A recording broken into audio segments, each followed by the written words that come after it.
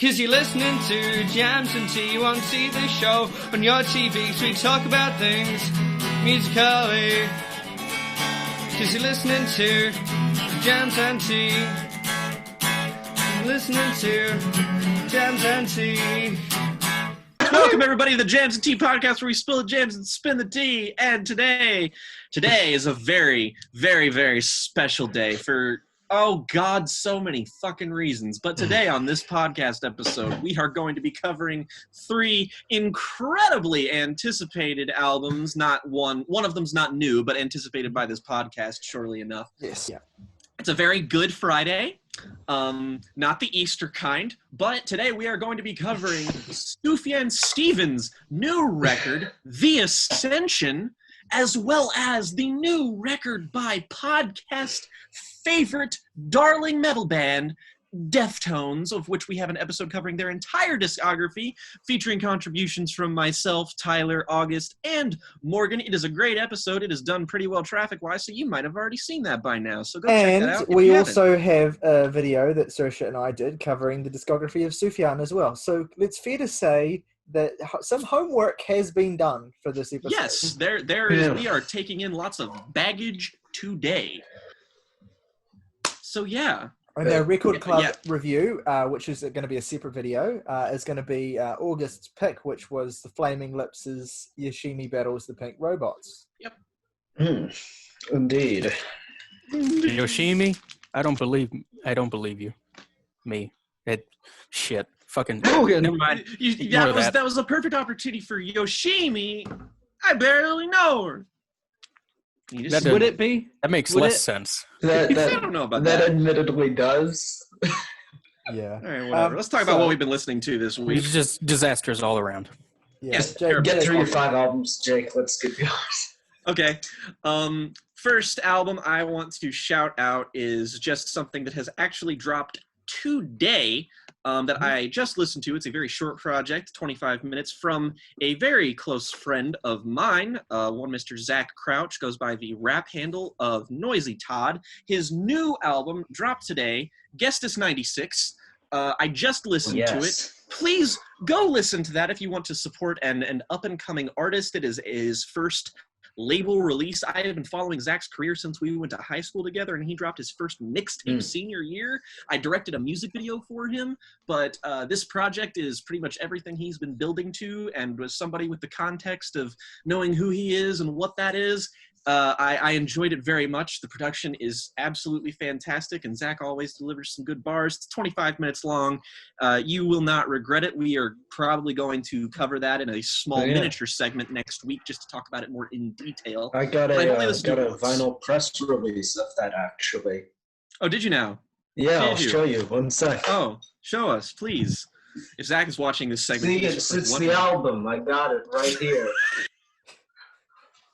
If you listen to the album, you'll understand about that joke that was just made. I also listened this week to Blood on the Tracks by Bob Dylan here, which I have on vinyl now because it was cheap. And this up-and-coming indie artist. Yes, up-and-coming indie. He actually literally did release an album this year. I completely forgot about that. But but I got this on vinyl because this vinyl is older than like all of us put together, and it was like $5. But that's it's neck and neck with Nashville Skyline for my favorite Dylan. It's amazing. It's easy to forget how good lots of Dylan's classic shit is, and then I go back and re-listen to it, and I'm like, wow, this just it never misses. It just never misses. I am in awe. I love it. It's a great record. Sounds great on vinyl. I also listened to, I'll talk about it in tandem. I got by completely legal means, I listened to the new Clipping album. Like August said, a press vinyl release. Yep. Totally not in 128 fucking... technically a leak because Sub Pop put up a stream of the album. Yes, that's true. The SoundCloud SoundCloud pre-ordered it, which I'm stunned that wasn't you anyway.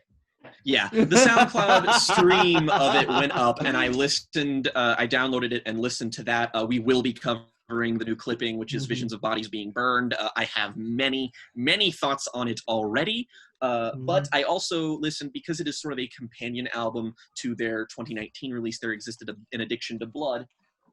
I also gave that a spirited re-listen because it's one of my favorite albums, actually, just in general.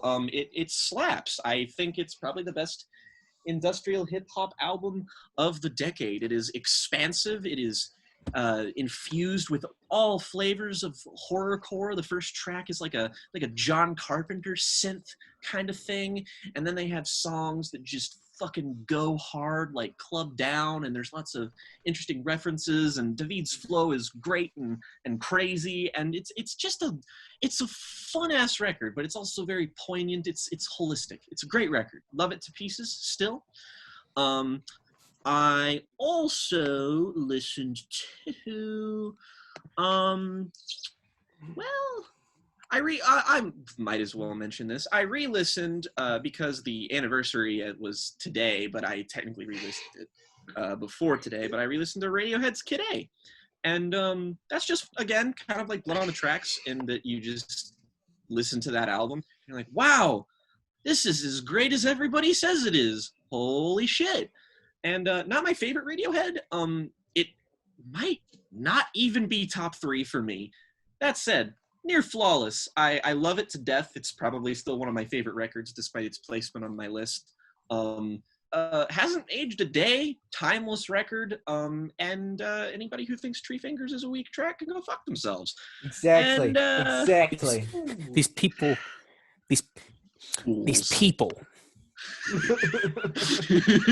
I will not stand. Fucking people. I also, podcast shout out. I listened many times to the discography of Frightened Rabbit, our episode B-sides of Frightened Rabbit. Saoirse Tyler and I did that. Some of our best work, some of the work we are proudest of, that is going to be going up here in the near future. I highly recommend that you watch that. We put an astonishing amount of work into it. Tyler, especially, one of his segments being one of the best things the show's ever produced, hands down. I would say the exact same about your segments as well, Jake. Thank you. And I loved just everything that everybody had to bring to the table on that one. So look out for that. It's coming out soon. And last but not least, I will say I am slowly getting into it at the behest of both August, podcast friend Zach. I am trying to get into the metal band Agalock. Agalock? I say Agalock. I don't know how. Agalock sounds right. I listened to their first album, Pale Folklore. It's great. Really, really, really like it. I'm trying to build myself up to stuff like The Mantle or Marrow of the Spirit. Is that what it's called? Yes. Yeah, that one. Like, they're really acclaimed albums just because I believe we have a B-side for them in the very distant future. We're going to discuss their 5 records at a point in the future, yes. Yeah, and it's very much my kind of metal. It's, folky, black metal-y stuff. Like, since I'm a big fan of shit like Panopticon and Wolves in the Throne Room, I really, really fucking like it. It's really good. And it's only their first record, so I'm just really excited to delve into the stuff that people love even more than Pale Folklore. So yes. I'm in it. Let's go. And that's a brief summation of some shit I've been listening to. Cheers. All right. I suppose that means it's me. Yeah. So let's kick this right off with John Coltrane's A Love Supreme, one of the best albums I've ever heard. It's amazing. I mean, I could add literally nothing to the discussion about it because it's such a storied, interesting album that everyone should listen to, and if you think it's mid, you are a mid human being. I was about to say, at least you appreciate it. No, if you think it's not a good album, you're just wrong. Like, shout out to an earlier episode of this podcast when Tyler called Morgan a, and I quote, comfortably mid-tier person. Well, yeah, that's fair. But also, saying A Love Supreme is anything less than amazing is just, it's absurd. Quantifiably, up with that take, yeah. Quantifiably ridiculous. The lowest rating I will accept for it is an 8. That is the Yeah. lowest you can Yeah, give good it. take. Even then, Good you're take. being kind. Even You're then, giving him a lot of leeway, I think. giving him leeway, but I feel that's kind. So next album, Quicksand's Manic Compression, the second album from the group. Huge inspiration on Deftones, obviously, and I enjoyed it quite a bit. It's a very interesting album to listen. It's a very interesting album, especially if you're into Deftones, because you can really see a lot of the DNA of this style of their earlier material, and coupling that with knowing a bit about Hum's back catalog. It's so easy to see how that early era of Deftones came to form, and also how they evolved and built on their inspirations. It was a nice listen. Yeah. So influential on Deftones, in fact, that they absorbed one of Quicksand's members. Yeah, they took one of them. And yeah, bass playing straight on it. Autechre, Quaristus, also listened to that. I had very mixed feelings on it. I thought a lot I didn't of think you this were going to song- shout it out, to be honest, August. No, I mean, I didn't have a whole lot else listened to this week, so I thought might as well mention it. It's Yeah, I agree. It's It's one of their weaker efforts. But what was not a weaker effort was Tortoise's TNT, a jazz post-rock album. Yeah, it's the best album called TNT. It's very, very, very nice listen. It maybe overstays its welcome a tad at like 65 minutes, but it's very relaxing. A lot of very interesting things going into the playing of that album, and it's got Slint's guitarist, so if you're into Slint, you'll like it. It was a bold decision to make a 65-minute cover of the AC/DC song, but I think they pulled it off. Yeah. Time to break out the strong stuff. I cannot. Oh, I already imagine did. Anything Final worse. mention is Battles Mirrored. Amazing album.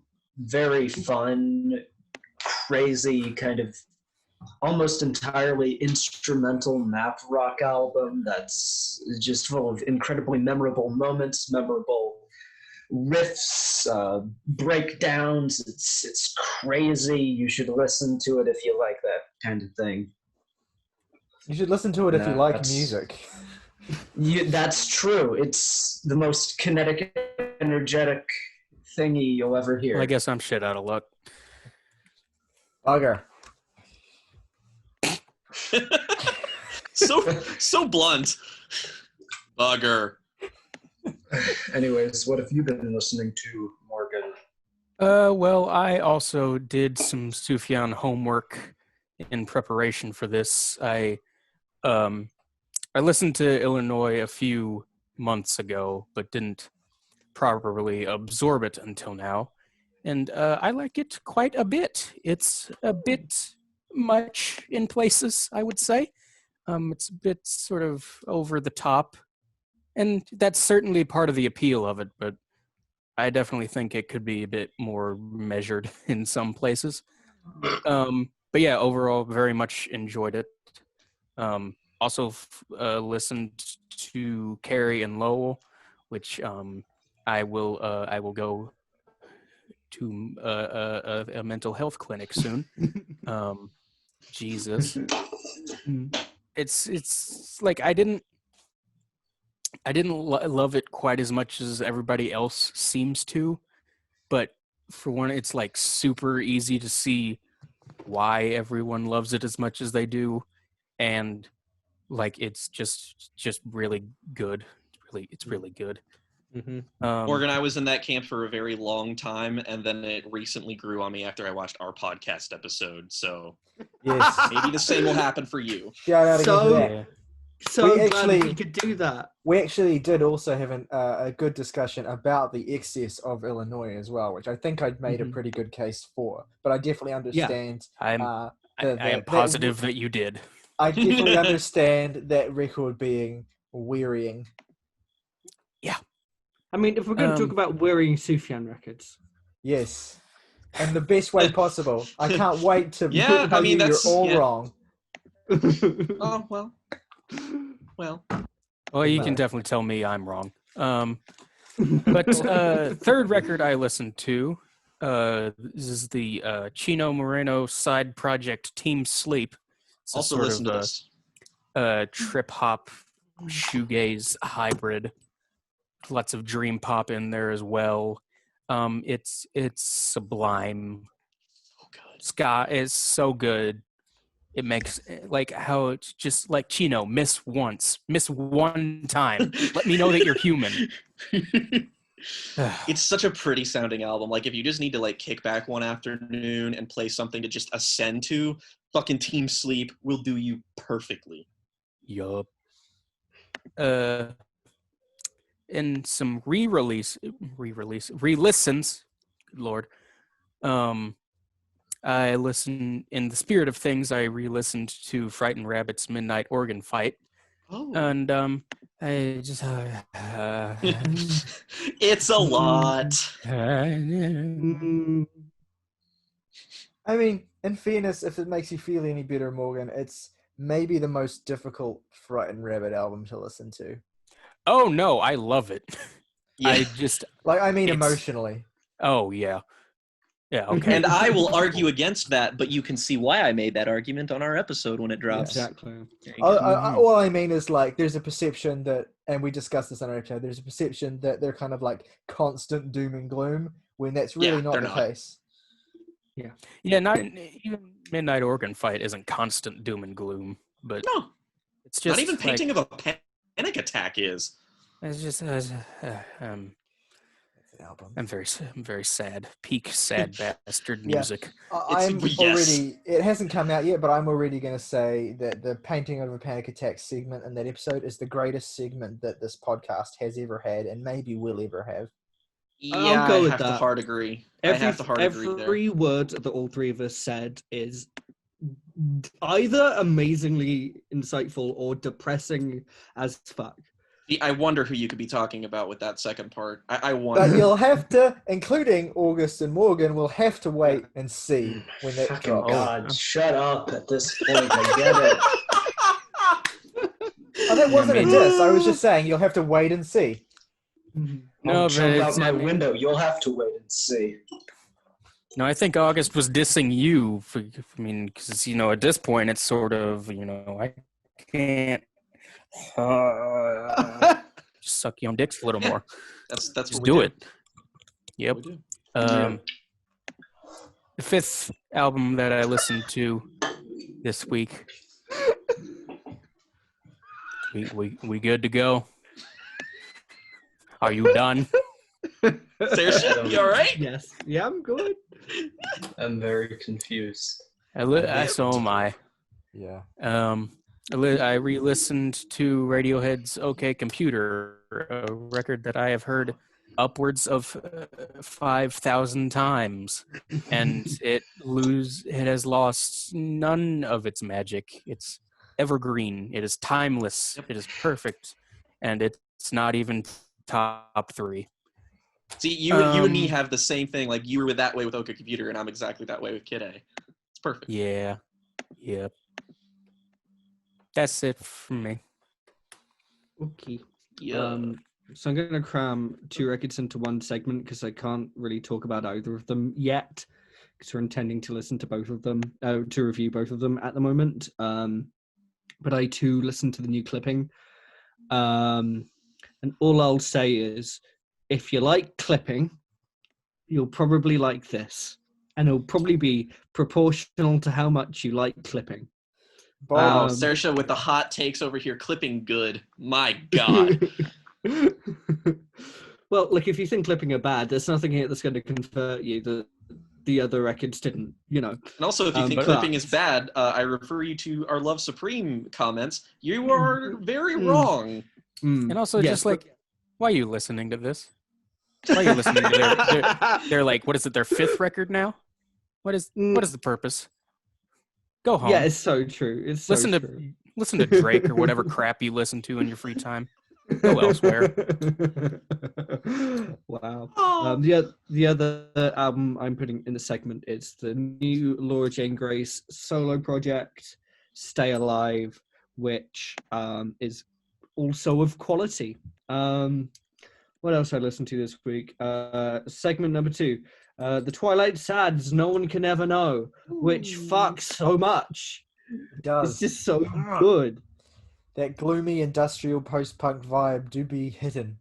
Yeah, like it's just got such a like It's a lot of words. industrial meets gothic meets synthy industrial thing that is like both incredibly bleak but very sonically satisfying, and I am a fan.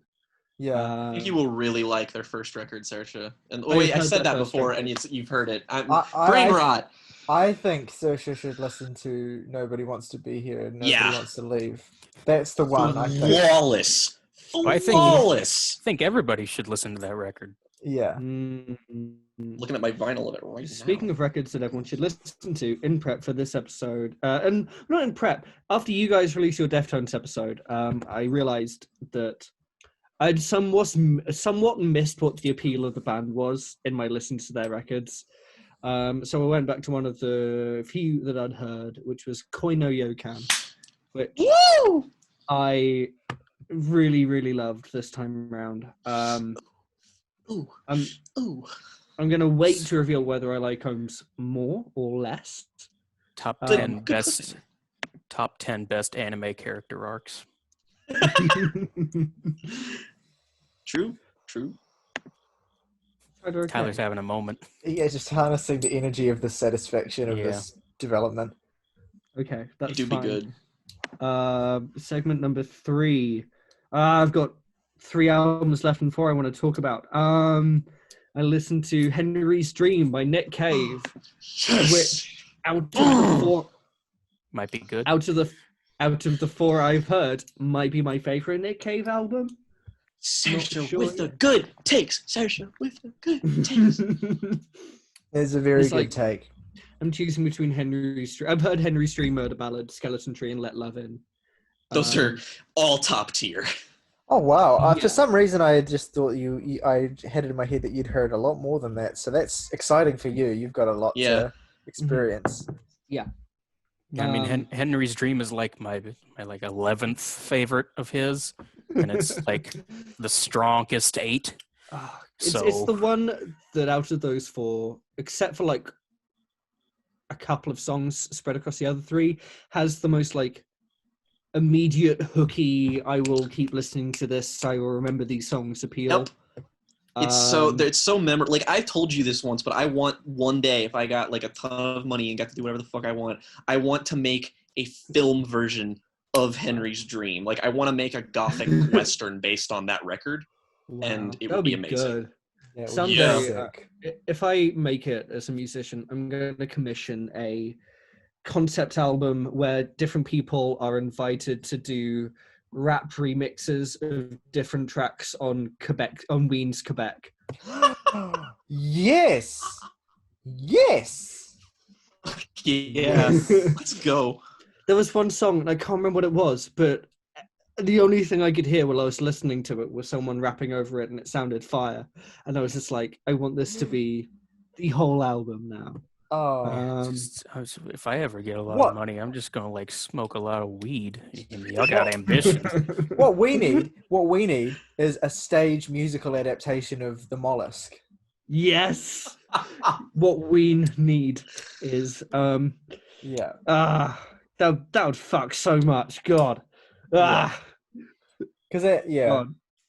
The really fucked up sea shanties. Yeah, God, it would exactly. be I say so we good. petition Ween to do the score for the inevitable Little Mermaid reboot. Oh, you fucking Lord. imagine.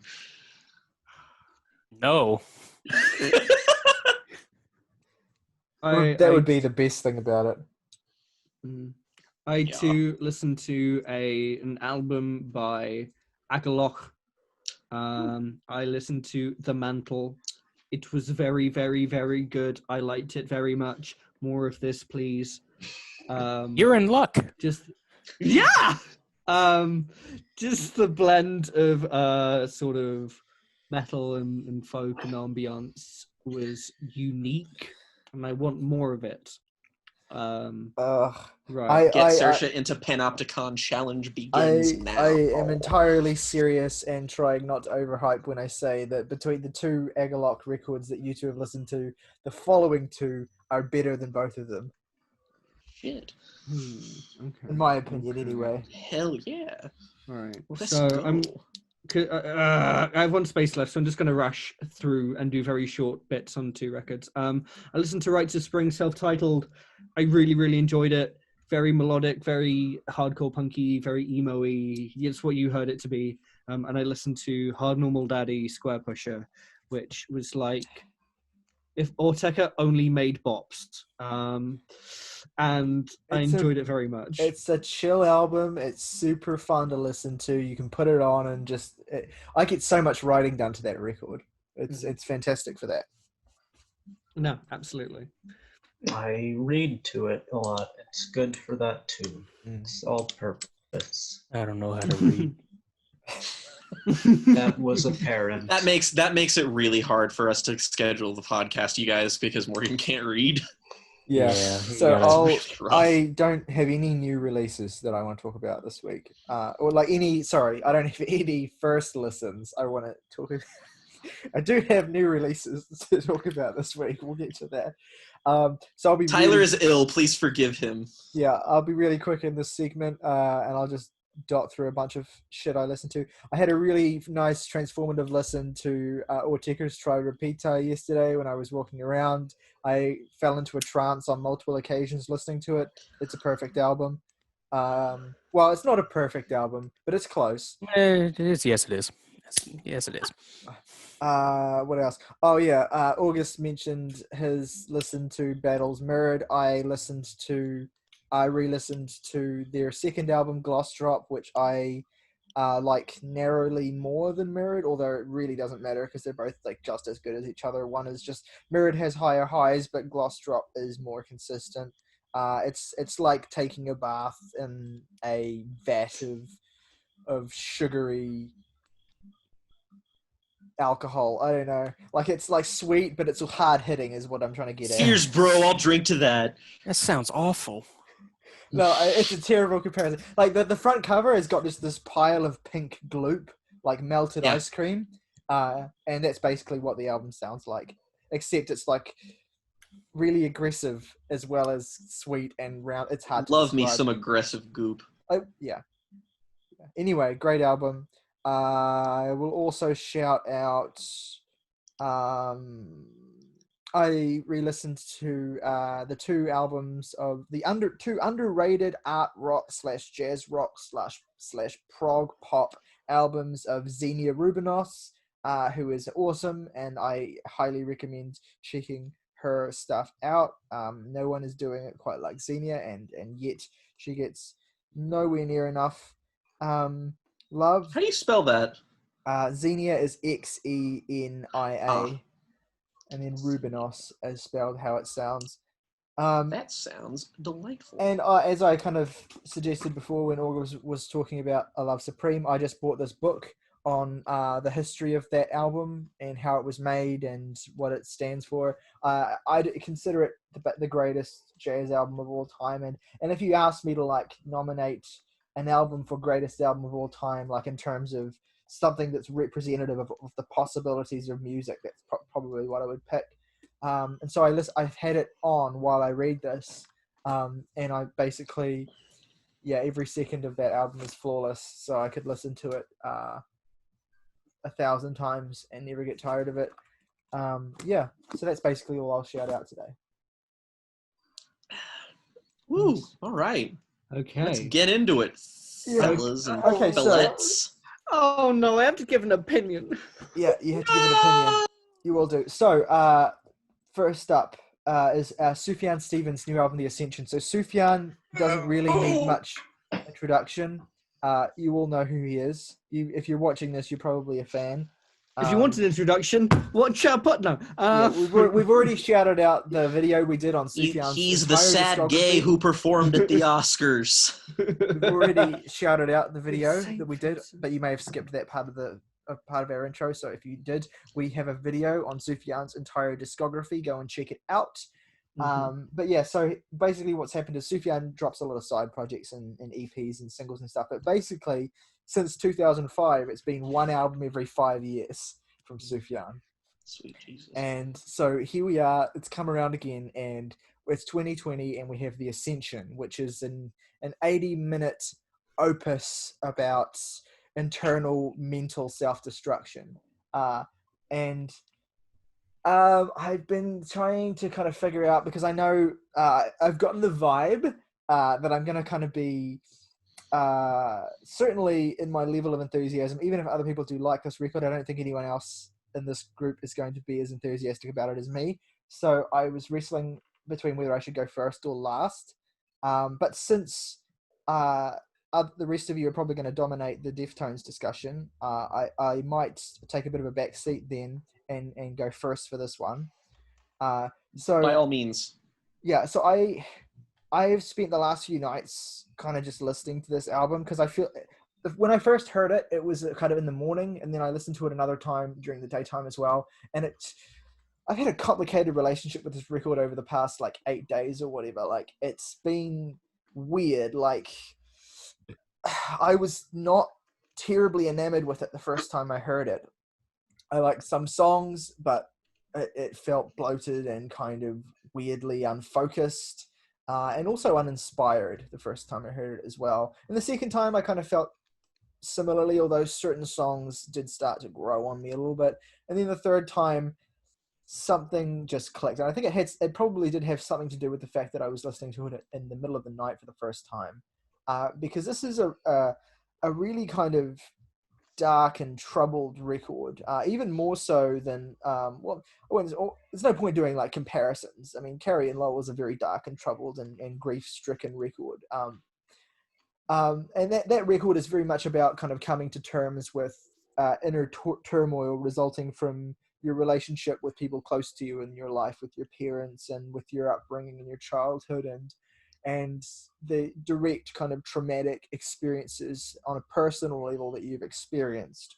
Whereas the Ascension is a record about coming to terms with an even more personal and internal trauma. It doesn't relate to kind of any other specific person in your life, but just simply relates to how you're responding to the world and how your mental health basically is being fucked with by 2020 and just everything that's happening. And to an extent, this is something that The Age of Ards, Sufjan's 2010 record, touched on in a different way. So I listened to this a few times the last few nights, trying to sort of get my head around why it's starting to have this weird effect on me that it does. And even when it came to actually trying to get my thoughts down into notes, last night, I genuinely struggled. I have got lots of notes and I will read them, but they're not as, I don't have like the tight narrative and sweeping, all-encompassing form to my writing that I had when I discussed like Fleet Boxes last week or everything the week before. It's more it's more just a collection of chaotic feelings, which I think is kind of what this album is. So I'll kind of just dig into it, I guess. The Ascension is Sufjan's grief for his own belief in the world around him, in his own spirits, and his grief for the sense of faith that has carried across all of his art, and a grief that is writ large here. It is an album of colossal personal psychological turmoil.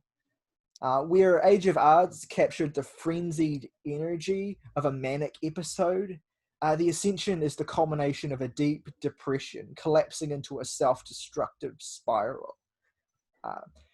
Sufjan attempts escapism in tracks like the haunting Run Away With Me, with its gorgeous muted piano melody and spacious synth-backed guitars.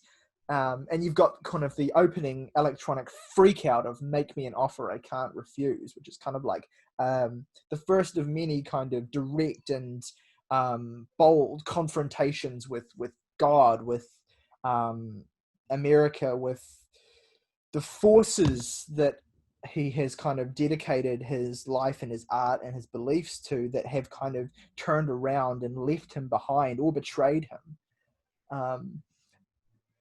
The Rich video game does have a weak hook, I think, and I still kind of struggle with the fact that I think the hook is a little bit corny and cheesy, but it does make up for it with gorgeous production and sparkling synths and an underlying message that does, I think, further Sufjan's feeling of being trapped in a machine by his status and by the choices he's made as an artist. It's not a song. I mean, initially I thought it was a song about saying, like, I'm better and different than all of you people on the inside, and I don't want to be a part of that.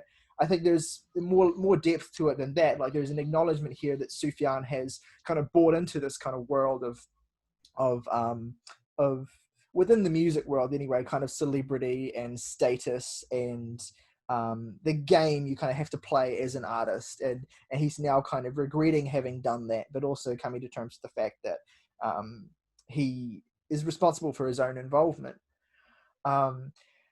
Tell Me You Love Me is one of the most devastating songs of this whole year, I think. Sufjan openly admits as the song begins, "I've lost my faith in everything. I feel myself unraveling. I feel the darkness on my back." The sheer size of the ballooning explosive track here actually reminds me of M83's Hurry Up, We're Dreaming. Yeah.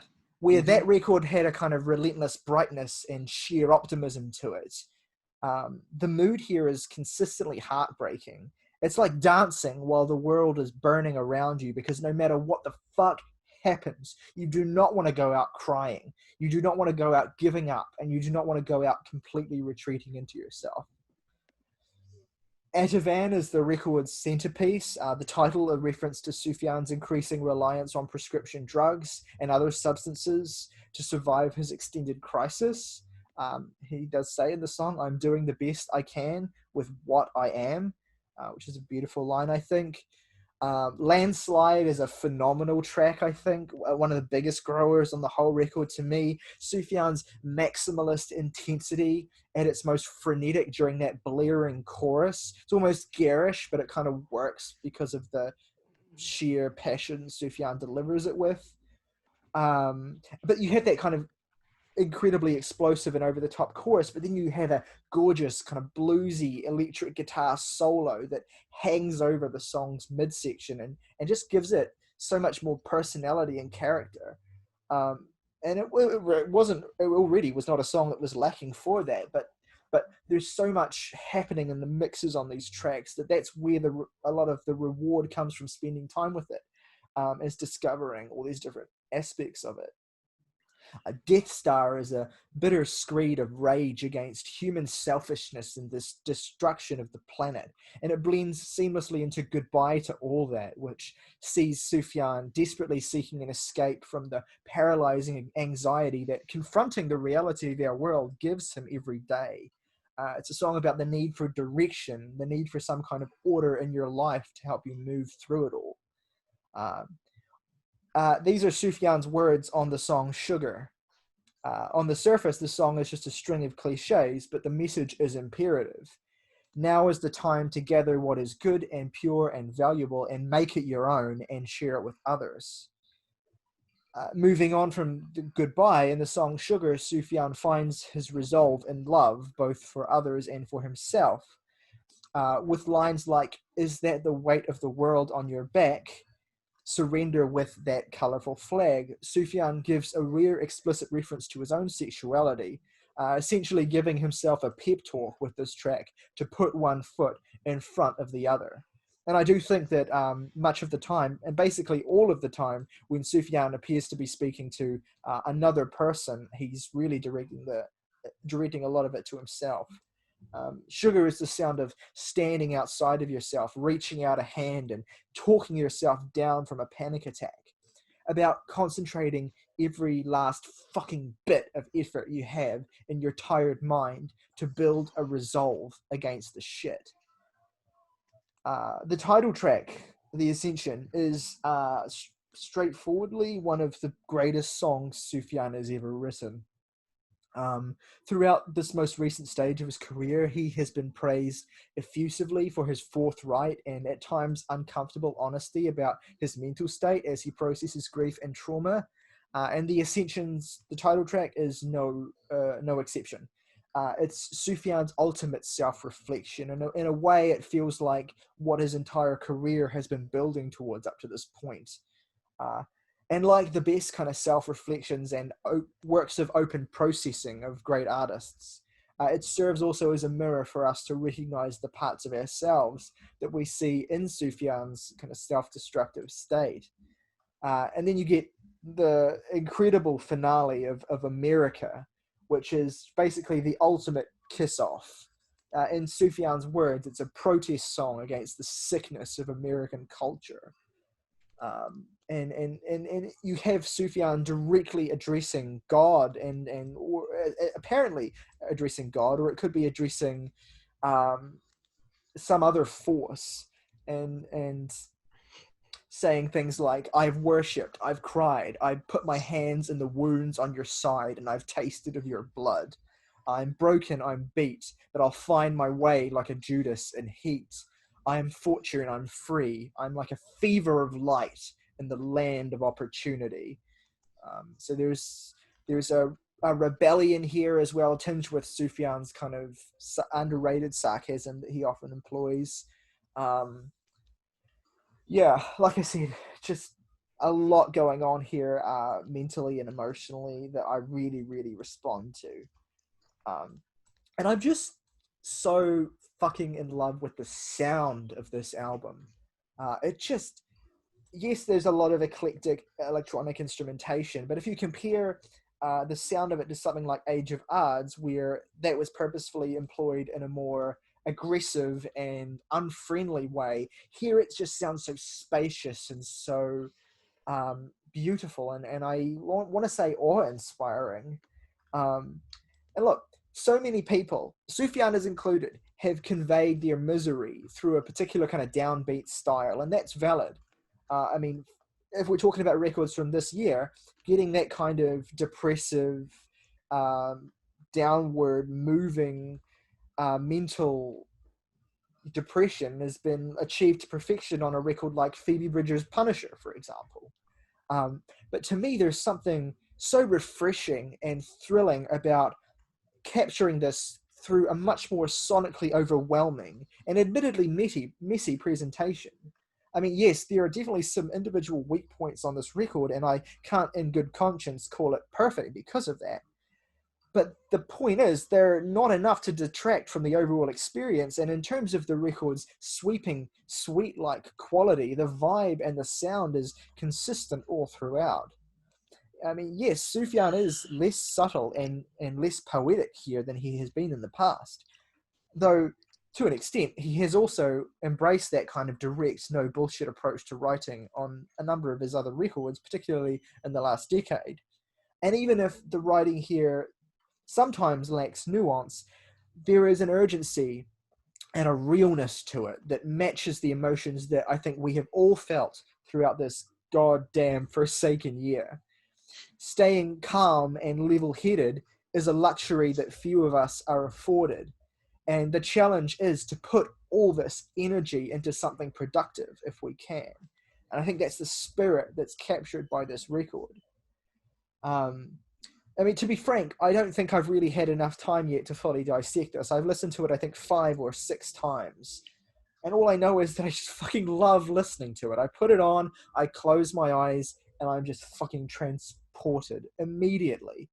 And where Age of Adz digital clutter was designed to disorient with its claustrophobic volatility, there is a more purposeful craftsmanship and a delicate touch to the way that everything is pieced together here that makes it more transporting, more enveloping. You're just consistently pulled along with it. It doesn't batter you, so much as it breathlessly grabs you and pulls you along a whirlwind tour of Sufjan's shattered soul.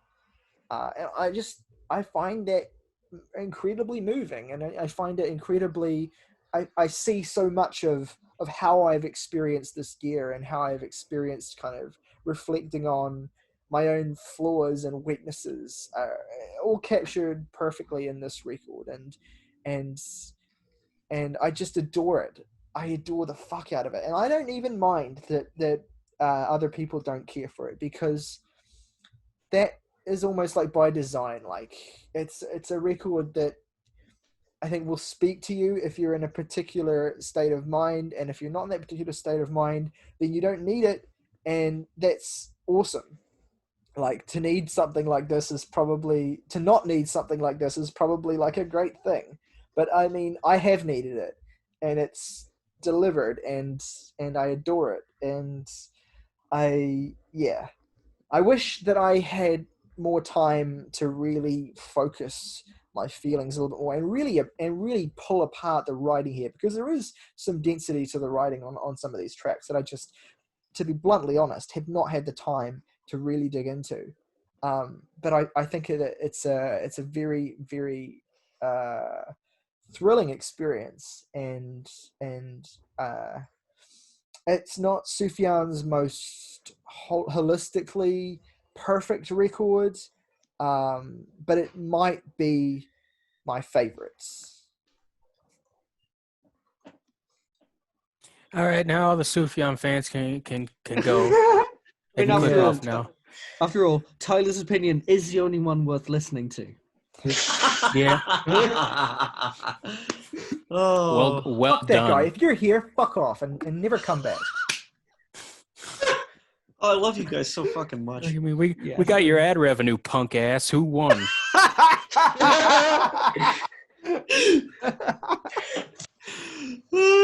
You wasted like 2 hours of your life, and we got money. So Yeah, boy. Bitch. He's just gonna come to the comments now, just like, I had ad blocker wrong.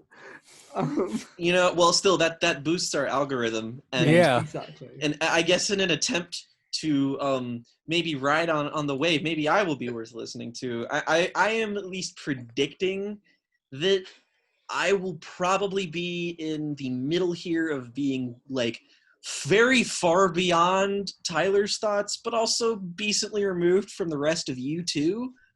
'Cause like I listened to it the first time, and I had the exact same reaction as Tyler. I was just like, this starts great, and it ends great. This is pretty much exactly what I wanted when I imagined new Sufjan Stevens record. In the middle chunk of the album, I was just kind of like, wow, this is I can't focus. This is doing something to my brain that just I don't care for, and it makes me not like able to engage with it, and it's really weird. But of course, I'm not going to listen to an album just once unless it's hideously unpleasant for the podcast. So I did as Tyler instructed and listened to it late at night. Which is funny, just because late last night we got some interesting news in the terms of America. So this album, listening to that, was like, this is an interesting headspace to be in. Yeah. But I guess if I can say I'll compliment it on one thing, is mostly unequivocally, I'd say that the production is pretty great. There are choices that are made here that do not currently fuck with me as much as others, but I would not necessarily say they are bad choices. They are, I think when I listened to this, I sort of like, the impression I got was this sounds a lot like Radiohead. Kid A specifically. A lot of the same vibes, a lot of the same timbres, a lot of the same kind of sort of, there's a frigid aesthetic this album plays with, and also one that's very warm, and it sort of goes back and forth depending on the track. And it is cluttered occasionally. It is very messy often. But when it works, I think it really works. I think this is a beautiful sounding record, like immaculately produced, and regardless of how you respond emotionally to the cluttered nature of the production, reflecting the thematic content of what Sufjan is trying to get at, I think that, there's not a moment where I'm listening to this in 80 whole minutes where I'm like, yeah, I actively dislike this. It just, no, I don't think a song on here is what I would call bad. But I think what I find slightly off-putting, and it's mainly because I know it comes from a place of emotional honesty, and as Tyler's demonstrated, this can connect with people. That said, when I listened to a lot of the lyrics on a lot of the songs, I was reminded a lot of Steven Wilson's first single for his new album that dropped a couple of months ago. Ew. And Ooh. not sonically. I mean, there's sort of an electronic angle to both songs, and like a sort of attempt at sort of artificiality that's reflecting what they're doing. Well, But one sounds good. yeah, no, one sounds great and one sounds flat and bad. But I think that occasionally, and I'm not even saying that this isn't the intent, because it very much is. Sufjan has always been very front forward with his inner turmoil and demons and ugliness, and it doesn't always make him look great, and I respect that because of him. Very few singer-songwriters can do that in a very genuine way.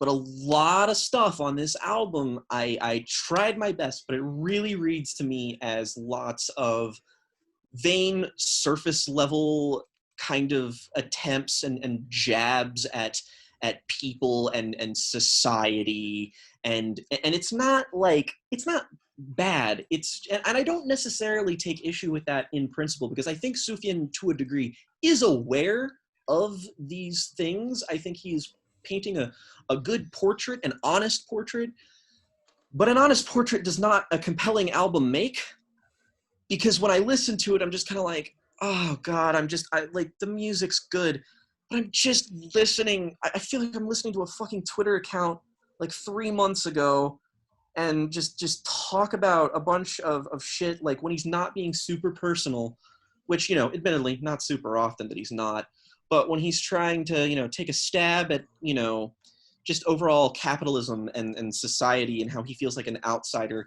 it feels really childish. And again, I can see how that could be appealing in a way, in an honest way. But for me, I'm just kind of like, oh God, I don't like listening to this person talk about these things, because I've had enough. And I think that's sad, just because I'm glad Tyler, of all people, was able to latch into this album after being kind of mid on it and then finding comfort in it, especially. But it really had the opposite effect off of me.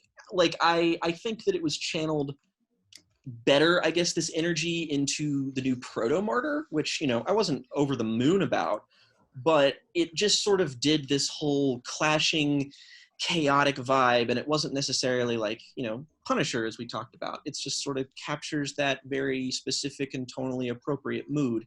Whereas the Proto-Martyr album is a bit more manic. It's a bit more unhinged, and I like that approach.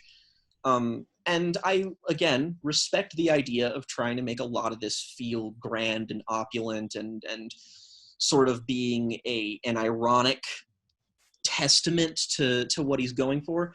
But again, it's 80 minutes long, and while I don't ever say oh, I don't like this, I'm always just kind of like, I really wish half of these songs were a minute shorter, just so they could fucking go, because I don't get anything with them after a certain point. I think the 3-song run at the beginning, Make Me an Offer I Can't Refuse, Run Away With Me, and Video Game, despite the fact that I think Video Game suffers from a lot of the problems that I just talked about, is a good run. It really had me convinced that I was actually going to like this. Lamentations, a little less so.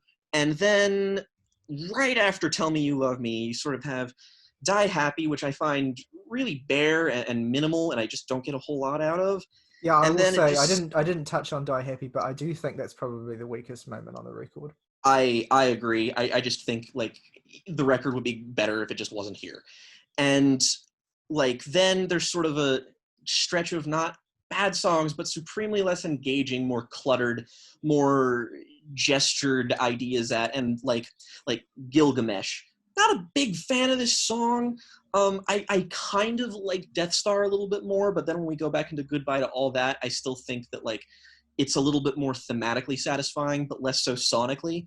But I really like the run Sugar, the Ascension, America, which is interesting just because they're like America is this fucking 12-minute long behemoth of a track, but I think it's a genuine good expression of frustration that I wish was like, I wish this is the level of poignancy he was attacking the rest of the album with. And like, I appreciate the energy there. And The Ascension, I think, is a song that sounds like it's quintessentially him. I think it's a great song. It's a great, like, it's a wonderful sounding track too. I think that also just sort of the production sort of finds a bit more clarity in this last stretch here. But I enjoy this album.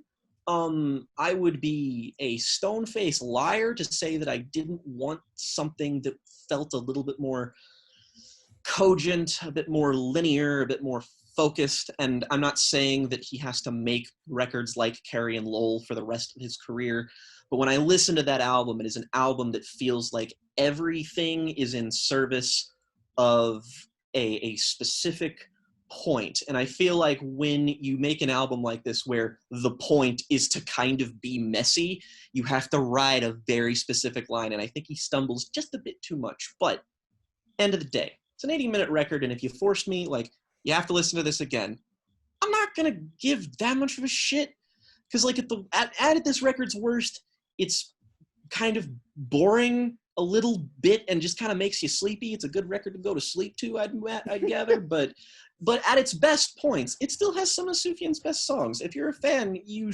definitely owe this a listen just to see where you fall on it. But I was desperate in my second and third listens to attack it and get more out of it, and I did, but Yeah. not nearly as much as I wanted. Jake, I super appreciate you spending the time with it that you have. Like, and I appreciate you digging into the content specifically that you didn't really care for.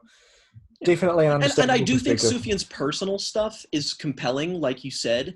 It's just, again, it's shoddy. The execution doesn't always work for me, but I respect it a lot. I just kind of respect it from a distance. Yeah, I will say from my perception of really digging into this record, I don't think there's really that much terribly overtly political about it.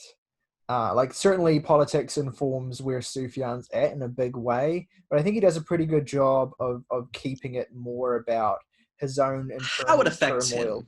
and processing. And I think that when he does attempt to kind of do commentary to a certain extent, he does keep it kind of sufficiently more thematic and non-specific, rather than saying this bad, that bad. It's more about his mental state generally, for me anyway. So that's why I don't really have an issue with it. But no, yeah, I'd actually agree on that point. It's just that, like, the way he does it just it's not going to work for me, and I don't think it's working for everyone, hence why the album has kind of gotten the lukewarm reception that it has, that I've seen amongst my Twitter mutuals at least. Yeah.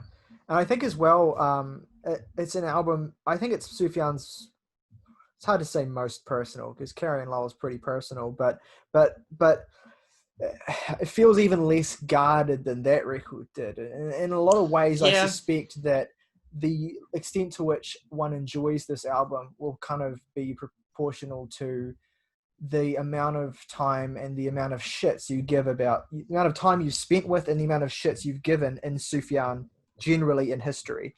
That does help. Yeah. I agree. But anyway. Right. All right, boys, send it to the firing squad. Yeah, step right up. Whoever wants to go next. What was that Run the Jewels song on the last album? Or what's the Firing Squad or something like that? Yeah, Something like that. Something. Yeah. Oh God, I miss talking about Run the Jewels on this podcast. Those were halcyon days. Yeah, like speaking of Firing Squad, I just want to say I can't be mad at anyone for not liking this record, and I'm not going to be mad at anyone for not liking this record. I get it. totally Totally. understand any side of somebody coming It's down. not on a this. situation like Punisher or even Reanimator or What's Your Pleasure, where it's like, I love this record so much and I don't get how people can't love it. It's not like that. Here I get it completely. Yeah. Yeah. Okay. Anyway, so what did I think of this album? I think it is immaculately produced. The attention to detail is astonishing, and keeping that level of detail consistent across 80 minutes is no mean feat. I think this is a record I enjoy best lying back on my bed and just listening to the music, which is in itself where problems start to creep in, because this album, more than any other of his previous albums, I get less out of lyrically, which is a problem because I fucking love Sufjan's lyrics. I think he's an astonishing poet, and I there are some songs that just felt very underwritten, and that was a big disappointment. I agree. That being actually. said, I think this album starts incredibly strongly and it finishes incredibly strongly. I think Jake said a similar thing. Maybe An Offer I Cannot Refuse is great. There's some drumming that reminded me a lot of some IDM songs I've heard, actually. Yeah. There's this There's very a bit of IDM influence, I think, creeping across Yeah. this album generally. Which is interesting that it also really reminds me of Kid A and Amnesiac, because those are two records that also draw some influence from that genre. I just thought that, and I thought it also, I have found Radiohead influences in many of his albums previous, so I thought that was interesting. But anyway, there are these on Big Green Offer, there are these very haunting synths that drive the intro production that's very wailing. And when the beat drops, it is intense and it's an ethereal build. Runaway With Me is sparse, compelling, and ambient. It's got this almost these very post-punky jabs of guitar with a sort of wailing lead overtoning it. Video Game, one of my favorite songs on the record. Good choice for a single. I love the very sort of synthy organs that have been processed a lot. And the lyrics are sort of this compelling portrait of a loss of independence and identity in a sort of quite intense relationship that could both be with a partner, or it could be with his fans, or just the music industry in general, or all three. I also really, really enjoy Tell Me You Love Me. That might be my favorite song on the record. It is one of the strongest in Radiohead worship, but I love the lines, I lost my faith in everything. Sorry, I can't read my words, but the lyrics are really beautiful. And I think, in a way, maybe I like it more because I think it's one of the more lyrically strong songs. But that being said, this is where the middle stretch begins. I find very tedious and hard work. Die Happy and Atavan, I just find kind of boring. Atavan. I think Atavan's one of the most lyrically strong on the record. That might be true, but I still find the actual music quite boring. And Fair enough. the lyrics are really good. In fact, in my notes, despite being well written and compelling, the music is very overdone and creates a dense wall that bores the ears. And it's like 6 minutes long. It's a case It's a of very Mark Kermode thing of you to say. Thank you. It's a problem of putting too many ideas and little bits and little widgets in one song. And it's really hard to be a producer or a songwriter and get really involved in the idea of creating a kaleidoscopic, chaotic mix without knowing when you've overstepped the mark into just sort of overwhelming one's ability to pick out those individual sounds. And it just becomes sort of a wall of stuff. And I think that's the hole that Atavan fell into.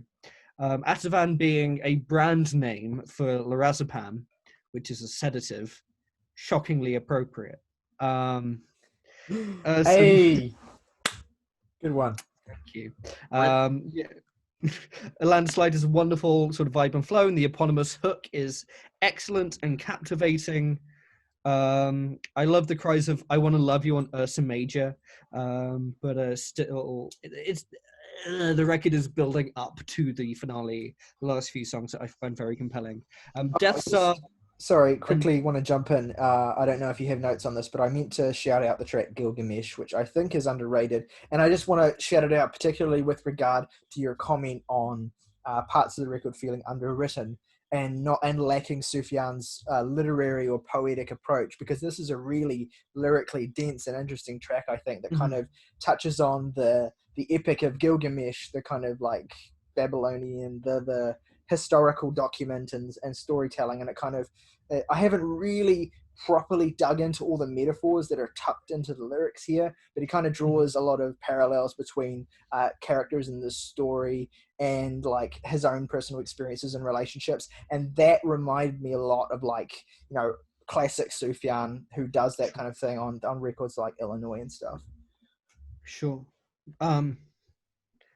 That's a very, very fair comment. I also love the very tortured and industrial inflections on, again, a quite IDM-inflected beat. Well, it was a very nice combination of influences and sounds. Yeah, and then Death Star, I love this song. It has this wonderful gothic feel to it, and it's glitchy. It reminds me of like Ministry meets Nine Inch Nails at points. Ooh, I like that. Thank you. Yeah, it has not a lot of lyrical depth, but my God, the music is a note I have here. This is one case where I feel like the fact that this is more focused on the vibe, and it's a very vibe heavy record. If like, as I've said before, I feel like the vibe is a primary appeal of the record. This is one of the cases for me where I feel like that really pays off. It builds into these very ethereal synths and goes into some very sort of like almost like Black Holes and Revelations era muse places towards the end. I don't love, but I really enjoy Goodbye to All That. It's quite a fun song, musically anyway. Yeah, and it sort of carries over a similar beat to Death Star, but with much more upbeat and major key instrumentation around it. And I found that transition very interesting. Yeah, and the Ascension, very, very good song. 2 thumbs up. Good job, Sufjan. Yeah, it's a more piano-driven song about trying to get better, and I enjoyed it. It strikes me far too late again, being a recurring hook with a lot of substantive impact as to the meaning of the song, and the fact that it keeps recurring in different contexts is very powerful. I think anyone who is themselves trying to be a better person can find very painfully on the money observations about what that is like in this song. It's quite hard to talk about America. I'm not going to talk about previous incredibly long Sufjan closes because I feel like that's just reductionist. It's sort of very haunting amnesiac intro song that I specifically sort of took to be about the influence of like evangelical Christianity on politics and how it's sort of ruining American politics specifically, because this song very definitively blurs the line between the religious commentary and political commentary. There's of course the refrain, "Don't tell me what you did to America. Don't do to me what you did to America." Oh, fair enough. And then very different line.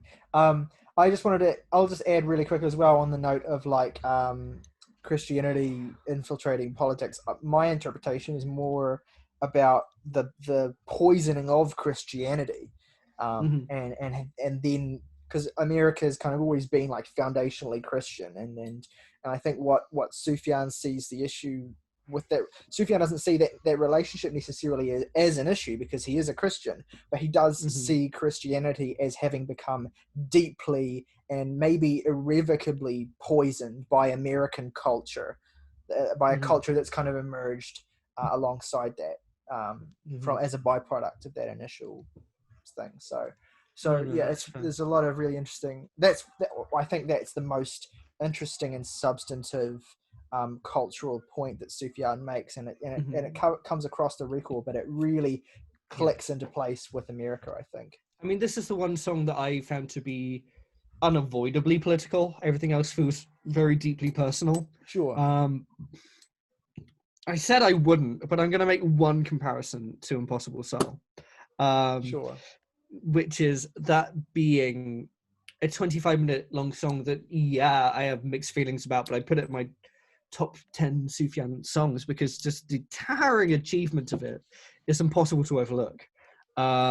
It has many colliding ideas, and it's very easy to pick holes in it, but you just sit there and you're just overwhelmed with the achievement of it all. Whereas in this one, I feel it's only half the length, and I feel like it fizzles out. Well, I mean, It's just- Impossible Soul is a song about trying to translate a manic episode into music, whereas this is just a song about being horribly fucking depressed about your country. Like, the aim is totally different. Yeah, a very fair comment, and I don't mind the bit of it in which it is fizzling out, and it's very pleasant and well put together and pretty. I suppose just when you give me like a 12-minute long song, I feel like I want more. I feel like you're promising a lot with that length, if that makes sense. But it's still one of the better songs on the record overall, I would say.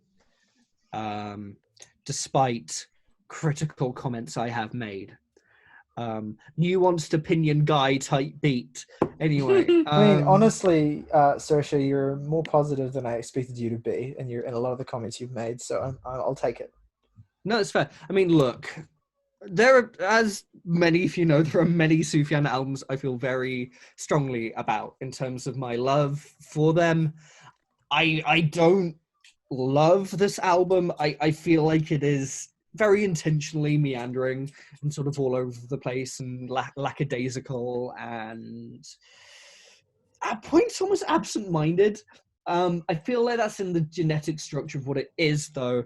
And I find it hard to criticize an album for something it very clearly wants to be. Well, look, I think it's intentionally a lot of things, but I wouldn't use those descriptors. I'm not saying I don't want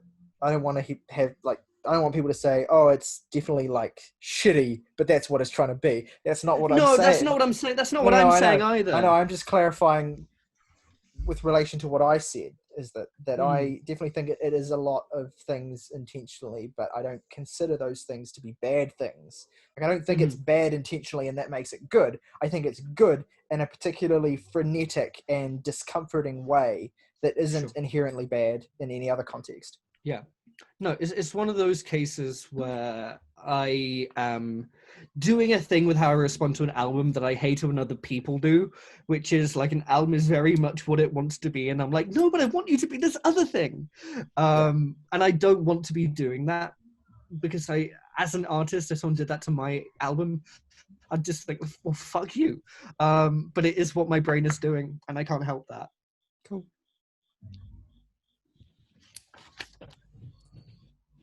So this is I plan on going last on the Deftones segment. That's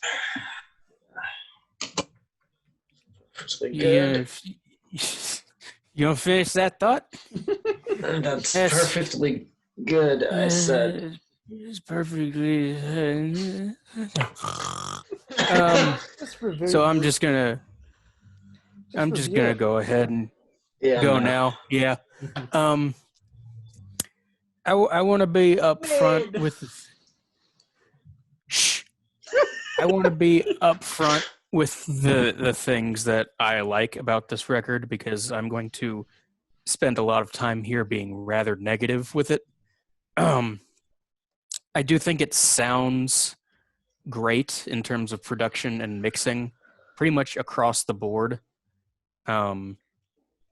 I really like, well, I wouldn't say really like, but I do like the opening few tracks, particularly Run Away With Me, which I thought was just sonically sublime.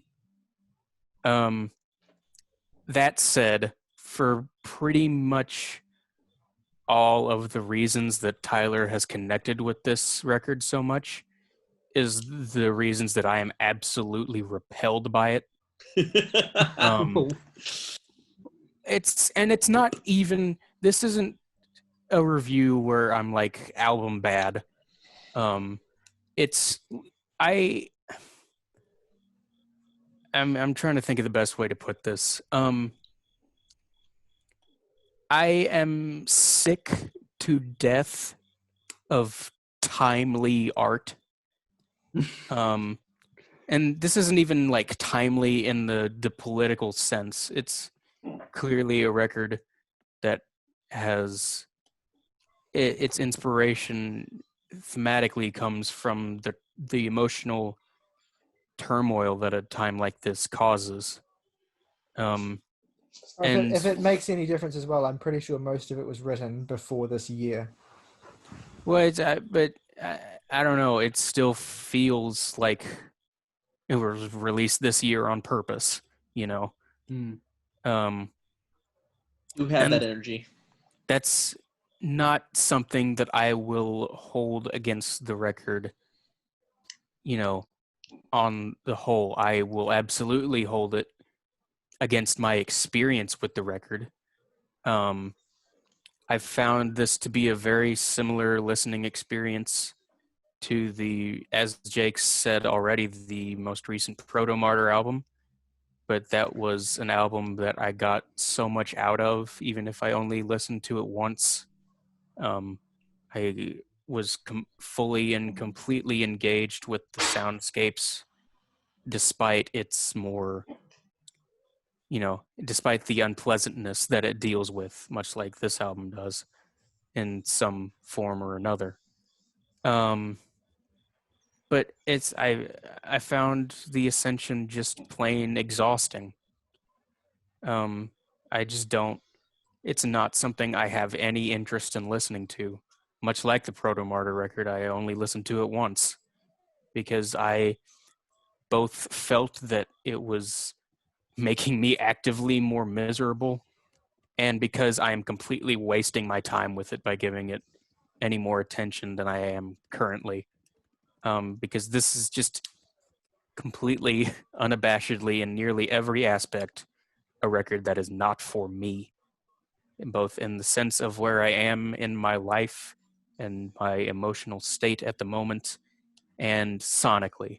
Because if I'm completely honest, I think the vast majority of this album is like listening to TV static.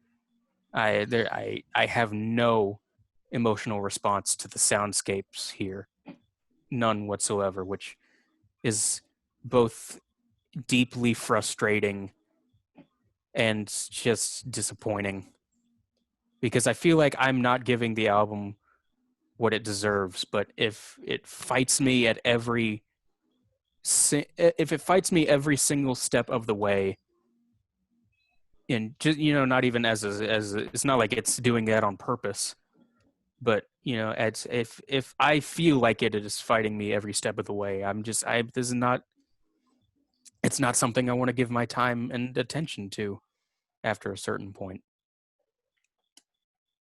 That's fair. That's totally fair. Hmm. Thank you for being honest about that. Yeah. I sympathize with that standpoint because it was very close to how I felt upon first listen. Yeah, no, Yeah. I didn't want to come in swinging like album bad. I have trouble turning this into one of our fun kind of argumentative segments, like Yeah. what's your pleasure? Because it's such a singular emotional reaction, no matter where you come down on it. And that's what the album is attempting to do, is be a fully emotional experience. But when it invokes emotions that make me feel like I have when I'm at my worst at this for the duration of the year, Yeah. nah.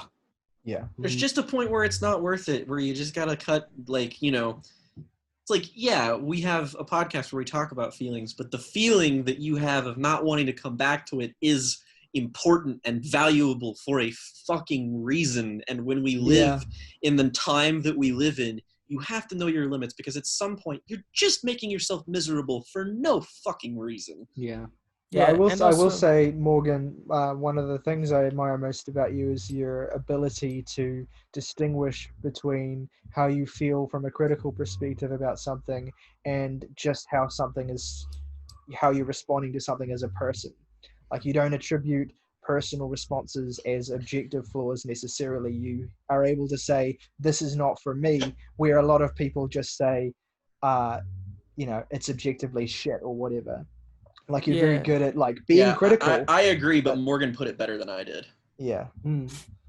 Well, thank you. I mean, this is not one of our fun argumentative sections. It's going to be one of our interesting contemplative sections where we just talk about what we think and have a good time.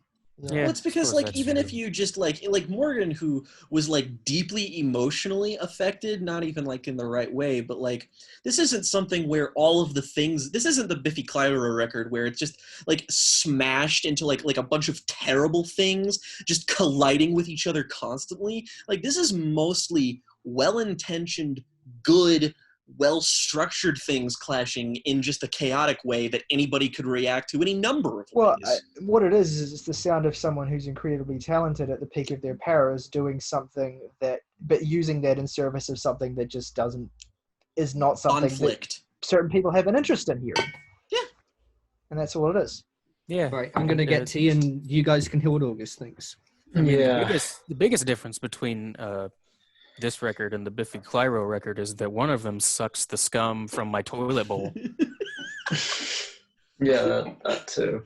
And I'm not talking about Mr. Sufjan. Look, when Sufjan does an Imagine Dragons ripoff, then I'll finally jump ship. Yeah, I wholeheartedly agree. God, that is the worst sentence ever been spoken on this podcast. Sufjan Stevens, Imagine Dragons. No, I reject your reality. The Suf stands for suffer. Okay, so I feel I should get into this. Yes, August, please. I can't wait for August to give it a fucking hard 2 out of 10. I mean, it's not that bad, but I would be lying if I said I didn't feel similarly to Morgan for the most part, because I have to agree the soundscapes across this album are just rich as hell. It's definitely something to give a headphone listen to because it sounds very, very nice. It's a very pleasant listen, at least in terms of the instrumental palettes being put down. There's shades of like IDM, Depeche Mode stuff in there. It's a lot of very traceable, interesting influences that you can hear across the sonic palettes of this album. And I do quite like a couple of the songs on here, like Make Me an Offer I Cannot Refuse is a very nice opener. It establishes a lot of the core lyrical themes of this album right out of the gate. In particular, the kind of God's kind of rejection of America and this kind of, and Sufjan's view how the American dream itself has kind of failed, I suppose, is a lot of what this reads to me as across this album. And that's not to say there's not a lot of personal anecdotes on here, like Video Game, obviously, being a very personal song about an artist's relationship to their audience, and particularly how he interacts with his fans, and how this kind of not wanting to just be this big, I'm gonna save you from everything type of dude. And then you've got songs like, oh boy, what's the second one? What's the second song called? Run Away With It's Me. Run Away With Me. Run Away With Me. That song has a very rich, pretty sound. And I mean, that's what I can say good about most of this album. It sounds rich, pretty. It gets across a very quantifiable, emotional heart. But I find that a lot of the songs across this album, first off, for me, run way too long. Like Die Happy being a repetition of just, I want to die happy, and it goes on for like 5 minutes, and you get the point. Yeah, I agree. That's a weak point on the album. I also am not a huge fan of Sugar, Lamentations, Tell Me You Love Me, and Death Star in particular, I did not like at all. It was just a completely plodding, ugly, uninteresting song about climate change, which really kind of is part of a greater issue of a lot of this album not really feeling like it ties together into some bigger whole. It feels very scattershot, like a bunch of anecdotes and ideas about political topics and personal topics that I feel never quite mesh together. What I will add to that, just to comment, because you did mention that Death Star is about climate change, but I think more broadly what ties the record together thematically is that it's a record basically about self-destruction. And so some of the songs talk about Sufjan's own self-destruction, and other songs I think talk about how kind of people generally are destroying themselves, and I think that's where Death Star comes in. Is it's a song not about climate change, but more about kind of human self-destruction, slowly turning your own world into something that kills you. I can see that, and that's not to refute your point. It's just to give a little bit of extra thoughts that I didn't kind of have when I did my review. No, and I'd also like to myself kind of build on that point, how a lot of these kind of points about, oh, this is what we all do as a human species, it can feel almost very condescending at points for me, of this rich white artist just sometimes feeling like he's talking down to me about things. Death Star is like the biggest offender, in my opinion, and there are others, but it almost feels like and I will clarify, just so the Sufjan fans don't slit my throat, it's not as bad as this, but it can remind me of Madonna's American Life at points, with that kind Oh, we are living in America. Yeah, you're right. It's not as bad as that. It's not as bad as that, but I get similar vibes in terms of that almost Cannot level tell of you you're wrong. condescension at points. And for me, what is the most damning issue I have here would be, I just never feel, through the combination of all of this, it makes that 80-minute runtime really feel like 80 minutes. I mean, there were times when I tried listening to this where I just had to take a break halfway through, because it was getting to the point where there were so many tracks that just kept feeling longer and longer, and it just was not a pleasant experience, in my opinion. Fair enough. That is fair. Like I said, I can't be mad at basically any opinion on this album, because it is I understand so all of you all perfectly. It is so idiosyncratic and unashamedly so that it basically invites it. But that said, even I think the people among us who didn't like it or were even mid on it can say that we suggest listening to it because you might have a reaction to it like Tyler's. All I will say with regard to that is, if you don't have any kind of interest in or history with or really give a shit about Sufjan, do not listen to this, because this will convert no one. Worst possible starting place. It's not even that I'm saying it's a bad starting point. It's just that I'm saying that if you don't care for know about Sufjan, then it's not going to do anything for you, because it banks on a lot of Sufjan's identity as an artist as a prerequisite. Listen to going into it. something of his that's acclaimed first. Listen to Illinois. I Listen to I Illinois. would say that Enjoy Your Rabbit is probably a worse starting place. Sure, but I mean, Enjoy Your Rabbit is like not really about anything, whereas this is, and but yeah. There was going to People be a who are joke if I saying- remembered that like 5 people on the planet have listened to Enjoy People Your who are Rabbit. saying that this, I mean, maybe some people do genuinely think this, but I have to question people who say that this is a worse record than Enjoy Your Rabbit. Well, is it a worse record than his first? Like, Well, that's just demonstrably, the first record sucks. ridiculous. Donkey turds. But yeah.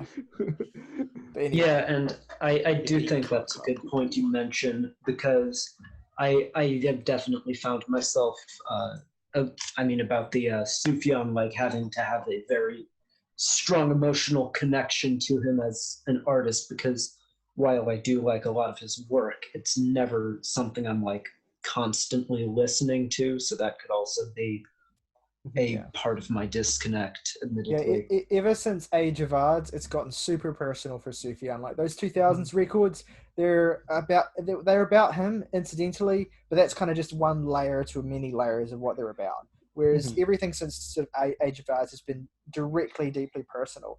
And it's fair game to criticize an album for like requiring that extra commitment to or caring or knowledge of Sufjan. That's fair game to criticize it for that. It just also happens to be one of the reasons why I connect with it. So. And then there's me, who has Carrie and Lowell as one of their favorite records ever, and I just kind of think the album's all right. So. Yeah. Well, they're very different. Like one thing I remember, one thing that really stood out to me is in the interview cycle for this album, as Sufjan said, when people were asking me like what I was going to do next after Carrie and Lowell, I just realized like, whatever I do not want to write more songs about my fucking dead mother. Yeah. Those were his words, and this is, a reflection of kind of, I guess, where he's been at since then. Understandable. Have a nice Yeah. day. Yeah. All right, so move into favorite tracks and credits. Let's do it. Yeah, Let's do it. Let's do Jams and Tea order. All right. All right. That makes it mine. So I'm going to say my 3 favorite tracks are Make Me an Offer I Cannot Refuse, Run Away With Me, and The Ascension. Least favorite track, probably going to go with Die Happy. That's probably going to be the popular choice here. And I give the album a light 6. Nice. All right. My 3 favorite tracks would be Make Me an Offer I Cannot Refuse, probably Video Game and America. My least favorite would be Death Star, and I would give this album a probably 4.5 out of 10. God damn, you went hard on that one. Holy shit. You have to do that for every album from here on out now. You think I won't? Yeah, I think you won't. Because you'll forget it's a bit. Steve Buscemi disagrees. What the Are you seeing this shit, Geddy Lee? What is it? All right. I'm not going to pretend that I have 3 favorite tracks on here. The best. Well, you heard what I said earlier, so there's no point in lying now. I will say Run Away With Me was good. I doubt I'll ever listen to it again at any point, but it was good, and I enjoyed it while it was on. Least favorite, I'm actually probably going to have to say America, because it is the culmination of everything I do not like about the album, and it comes at the tail end, and it's like 15 minutes long or however fucking long it is. And by that point, I am so exhausted and in such a poor mood that I find it irritating. I'm feeling a 4 out of 10. That's still decent. One thing I was meant to say as well that I'll just quickly interject here as well is if you like the way this record sounds, but you don't care for any of the writing or anything like that, then I recommend the collaborative record that Sufjan did with Bryce Dessner of The National, Nico Muhly and James McAllister. It's called Planetarium. It's a concept album about the solar system. It's not a great record, but it is pretty good, and it is by far the thing in Sufjan's catalog that sonically this most resembles. I will totally check that out because I would love to Yeah, see this I'll do music that. in a context that I actually like. So that's another thing I meant to bring up, but yeah. I probably won't. No, I wasn't saying like you don't like this, then you have to like try this instead. No, I was I just saying know. like I'm just, I meant to say it earlier. I am just shit posting at this point. Yeah. No, fair enough. Saoirse. Okay, my favorite tracks are "Run Away with Me," "Boy Problems," and "I Really Like You." And I was about to say how proud I am of everybody for not making any Carly Rae Jepsen. I was gonna say the same thing because it's such an Or old. The joke's been done. It's old. or Fleetwood Mac jokes, and yet here we are. I just wanted to annoy people. And my least favorite track is probably "The Happy," as we say in German. And I'm going to give this record Jesus a Christ. 7 out of 10. I'm sorry. Oh, 7's good. I'll take a 7. So, really difficult for me to pick 3 favorite tracks. So I will say it's going to sound like a basic 3, but it can really be just about any 3 on the album. But I'll say "Make Me an Offer I Cannot Refuse," "The Ascension," definitely "The Ascension." That's my favorite song on the album. And I'll just say America, with a special shout out to one song I didn't mention, "Lamentations," which sounds like Hesitation Marks era 9 Inch Nails, and I love it. My least favorite track is probably "Die Happy." Well, it is because it's the only one I have even remotely apathetic about. And I'll give this album, I'm not going to be totally reactionary and give it a 10, even though I do basically find the experience to be holistically perfect. I'm going to give it 9.5. Wow. That has bumped the average of it up. I bet it has. 0.8. That standard Wow. deviation is going to be juicy. 2.197. Yeah. 2.2, yeah. Is that our highest? It might be. No, No, Lamb No, of it is God. not. Punisher. Lamb of God, Jesse Ware. Oh, yeah. Punisher. No, Jesse Ware. Jesse Ware is the highest one. And our first album. Oh, no. Charlie Charlie. XCX is the highest one. Oh. Yeah. Yeah, because it got a 3 from Saoirse and a 9 from me. So that made And an it 8 really from hot. me and a 6 from Morgan. Yeah. Is someone playing Orteka in the background somewhere? I can just hear electronic music in the background. That might just be my brain. I'm gonna brain go brrr. Okay, so awesome. Great job, everyone. Now I'm going to shut the fuck up for a while. Yeah. Deftones Ohms. The Deftones are a metal act that has been around for quite a long fucking time, and we have discussed them and the context surrounding them on our episode. And now we have gotten the new Deftones record following their release of Gore, which was an album that was received slightly more lukewarmly than maybe their last crop of records. It didn't come to mind the sort of more contentious Saturday Night Wrist or the universal love of Diamond Eyes and Koino Yokan. But now Ohms is here. We have all heard it. Who is going to go first? I'm going to go last. It would not be productive for me to go. Saoirse should go first. If you're nominating me, okay. I was about to say it wouldn't be productive, but here we are. Oh, well. No, it's fine. So I've been trying to put. I'll make no bones about it. I think the record is fucking excellent. But Antonio Banderas give. I've been trying to figure out for a long time why I had almost like a wish within inside me to not like it this much. I think it's twofold. One of which is I've misjudged Deftones several times, largely.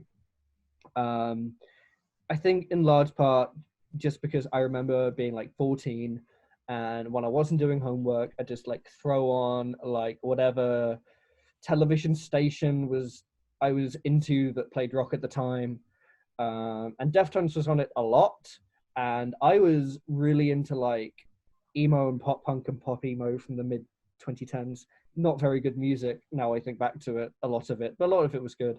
And Deftones just seemed to me to be really like po-faced, and just I couldn't take it seriously because I felt like they took themselves so seriously, which is ridiculous. Think about some of the bands I could have said the same thing about, but really enjoyed. And now I look back and I realize that a large part of the appeal is down to that kind of downbeatness to their music and sort of emotional intensity. And I misjudge Koinyokan a lot. And I think part of why I'm apprehensive to be effusive about this album is just I have that personal hurdle of I have to admit to myself that I was a judgmental dickhead to this band, which I was.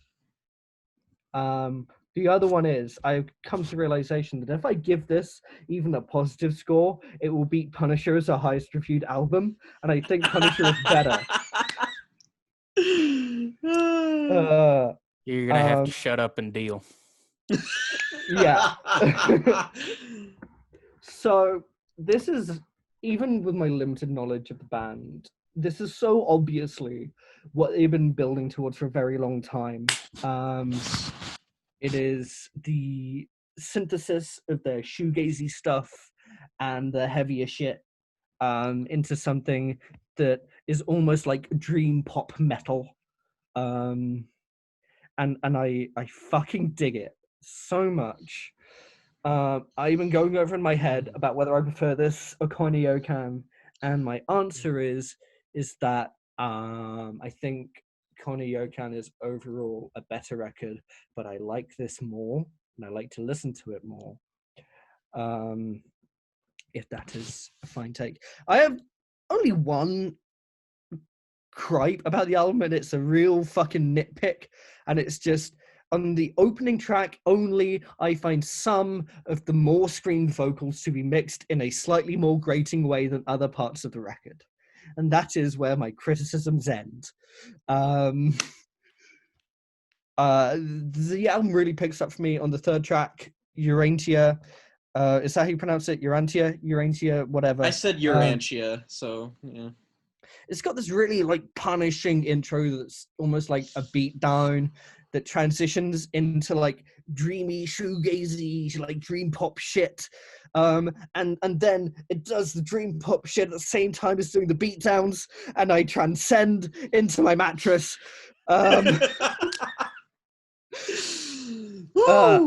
I have very few comments about the lyrics to this album, mainly because the mixing makes it hard to decipher. I don't care about that. But just so much of what I like about this album is down to the music. Fair enough, and I'm glad you're saying that because I absolutely dived into the lyrics and have a lot to say about them. Great. I can't wait. Yeah, so Urantia, when it gets to its climax, it is joyous and transcendent and really satisfying.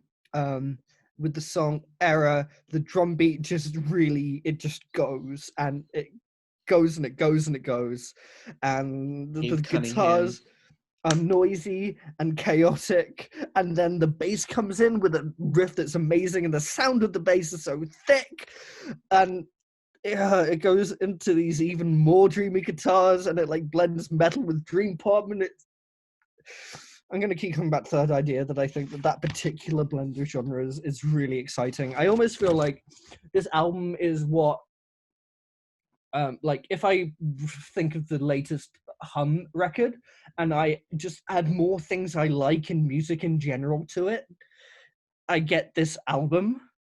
And I really liked the Hum record.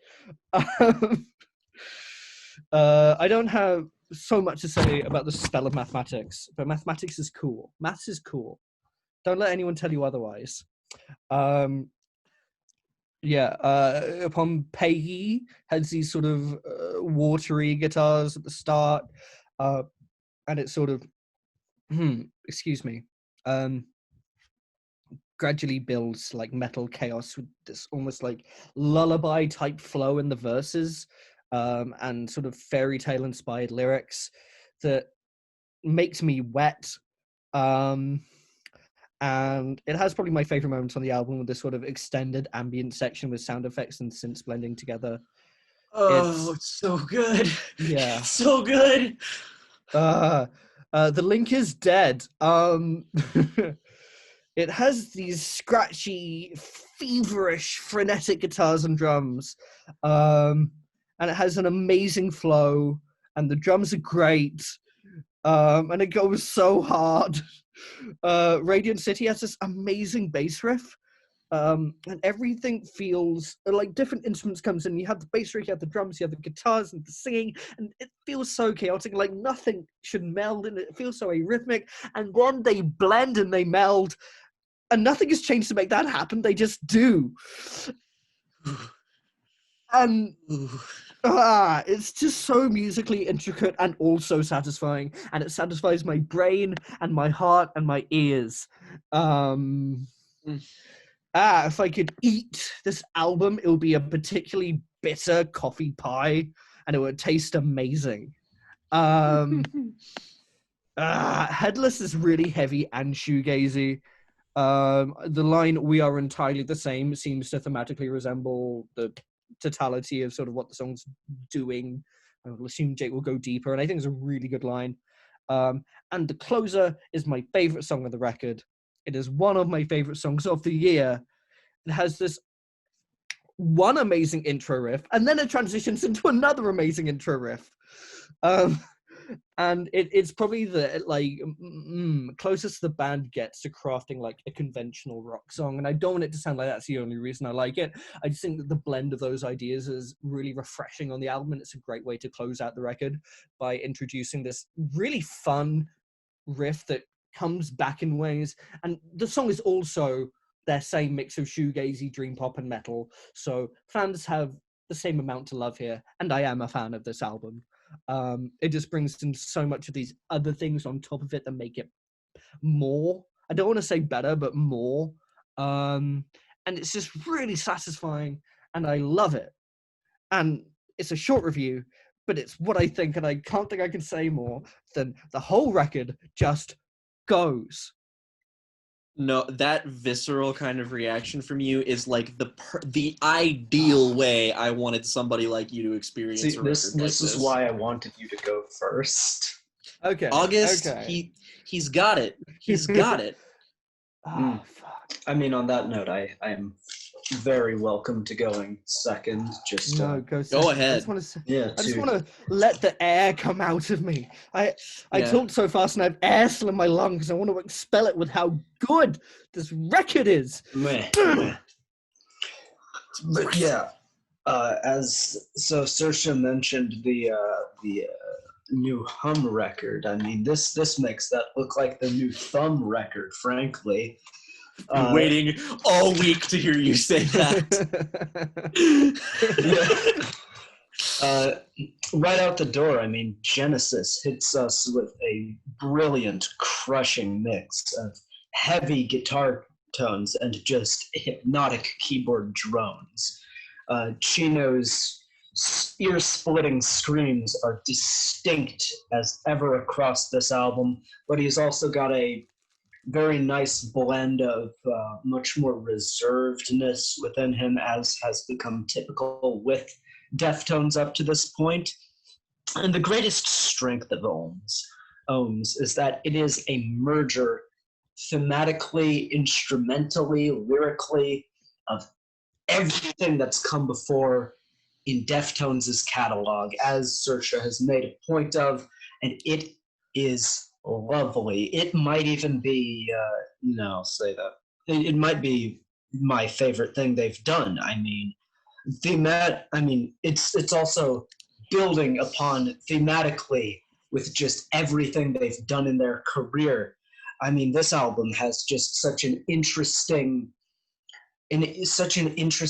lyrical kind of dynamic of what this album is about, being where a lot of Deftones before has been about the the collapse of relationships and just that feeling of wanting to murder the person who wronged you. Ohms is a record about transcending from that. It is about rebirth, as Genesis states right out the start.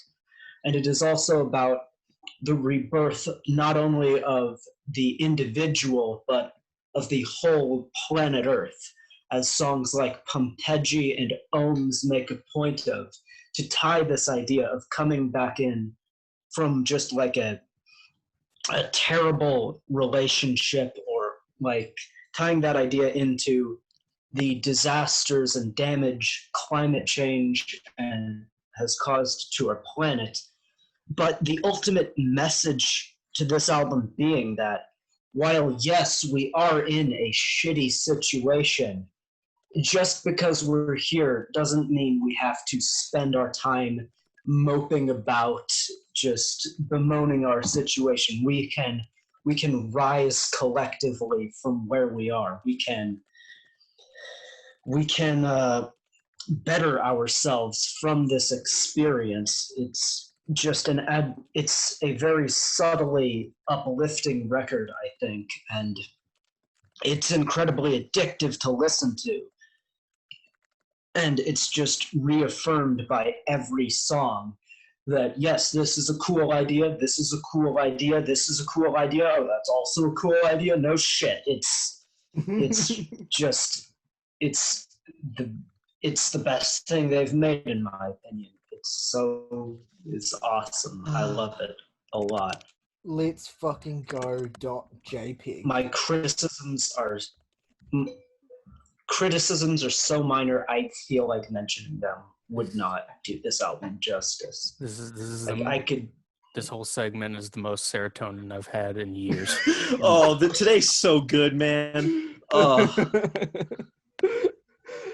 So glad I could do some of that for you. All right, whoever, Jake, Tyler, who wants to go? I will fucking go because I have a fair bit to say. I have been a Deftones fan for about a solid 3.5 years now when Morgan introduced them to me, and I first heard White Pony, which was an album that kickstarted so much of what I became interested in music later, and felt like a divine revelation of sound. And then I got to discover that the band was far from done innovating there. And as such, the discography of that band, even 3 years ago when I had different tastes and favorites and all that shit, has grown with me and grown on me significantly. These are albums, the top tier of which, and even the B tier of which, I would consider some of my favorites of all time because of how they blend their specific stylings, their sonic aesthetics, the content, the way they do what they do. Nobody makes music like Deftones do. It's just, you can compare them to other bands and other genres and influences and bands that they've influenced at this point, but they are a singular act that will not be replaced. So, when I say that Ohms is the best fucking album Deftones have ever recorded, I want you to process the orders of magnitude by which that implies how good this album is, because it's fucking true. Now, the opening track, Genesis, starts out with these peculiar buzzing synth leads, with a lone reverbed guitar somberly strumming behind it until the first verse comes roaring in, guitars thunderously shouting as Chino's heavily processed screams, jagged and shrill, feel like they are trying to rip apart the song itself. He bounces between screams that sound manic and feverish and a hypnotic, trance-like chant where he claims to have reached some kind of enlightenment, a state where he listens to no one and has achieved some kind of balance as he has been reborn. The song perfectly reflecting this balance with Chino's two specific modes he's switching between. As the song gains momentum, it feels colossal. The triumphant cries of crying out of the ashes, and we are floating into the ether, give us vivid, surreal pictures of a near transcendent state that the song puts its main character in. And the final third's guitar and drum work astonishingly combine with its good mixing that creates something sonically that is as good as anything the band has ever done in the past, bringing to mind such great openers as Koino Yokan's Swerve City. And it ferociously kicks down the door right out of the gate as it roars and swells to a close. Ceremony thematically feels like facing some kind of revelation from this previous ascension, this state allowing the main character to see through a world that he views as being nothing more than an illusion full of lies. These things lack specifics right now, but as the album progresses, we do see what these things are evolving from. Lyrical allusions to being bound and contained and wanting to escape the confines of a shackled life through both personal struggle and societal one hint at the connection between the two that August briefly spoke about, of the personal liberation being connected to a worldwide one on some kind of grand epic emotional scale. Like the main character struggling is going through something that will affect everything around them, like this is fucking Akira. And the main character says that they will be joining the ghosts of those who came before in some kind of parade, perhaps the titular ceremony, leaving behind the one person that maybe he's cared about in the world. Forlorn vocal melodies on the bridge express how difficult it is for him to leave, but his lack of satisfaction propels him forward. Gnarly guitars shove this song forward at an alarming rate, and Abe Cunningham's contribution both to this song and this album in general are titanic and not to be understated. Urantia begins with an absolutely hideous guitar breakdown that feels like its sole intention is to kick the listener in the face. Combined with the machine gunning drums, it somehow slips into a dreamy and ethereal first verse. The imagery here matches the tone, dreamlike and disconnected, erased recordings and rearranging parts, he says, as if this departure from the world and the previous songs has destroyed the way he sees everything, and he struggles to put together even the most rudimentary of things in the most rudimentary of ways, losing the grip on reality he was so sure that he had in the first track.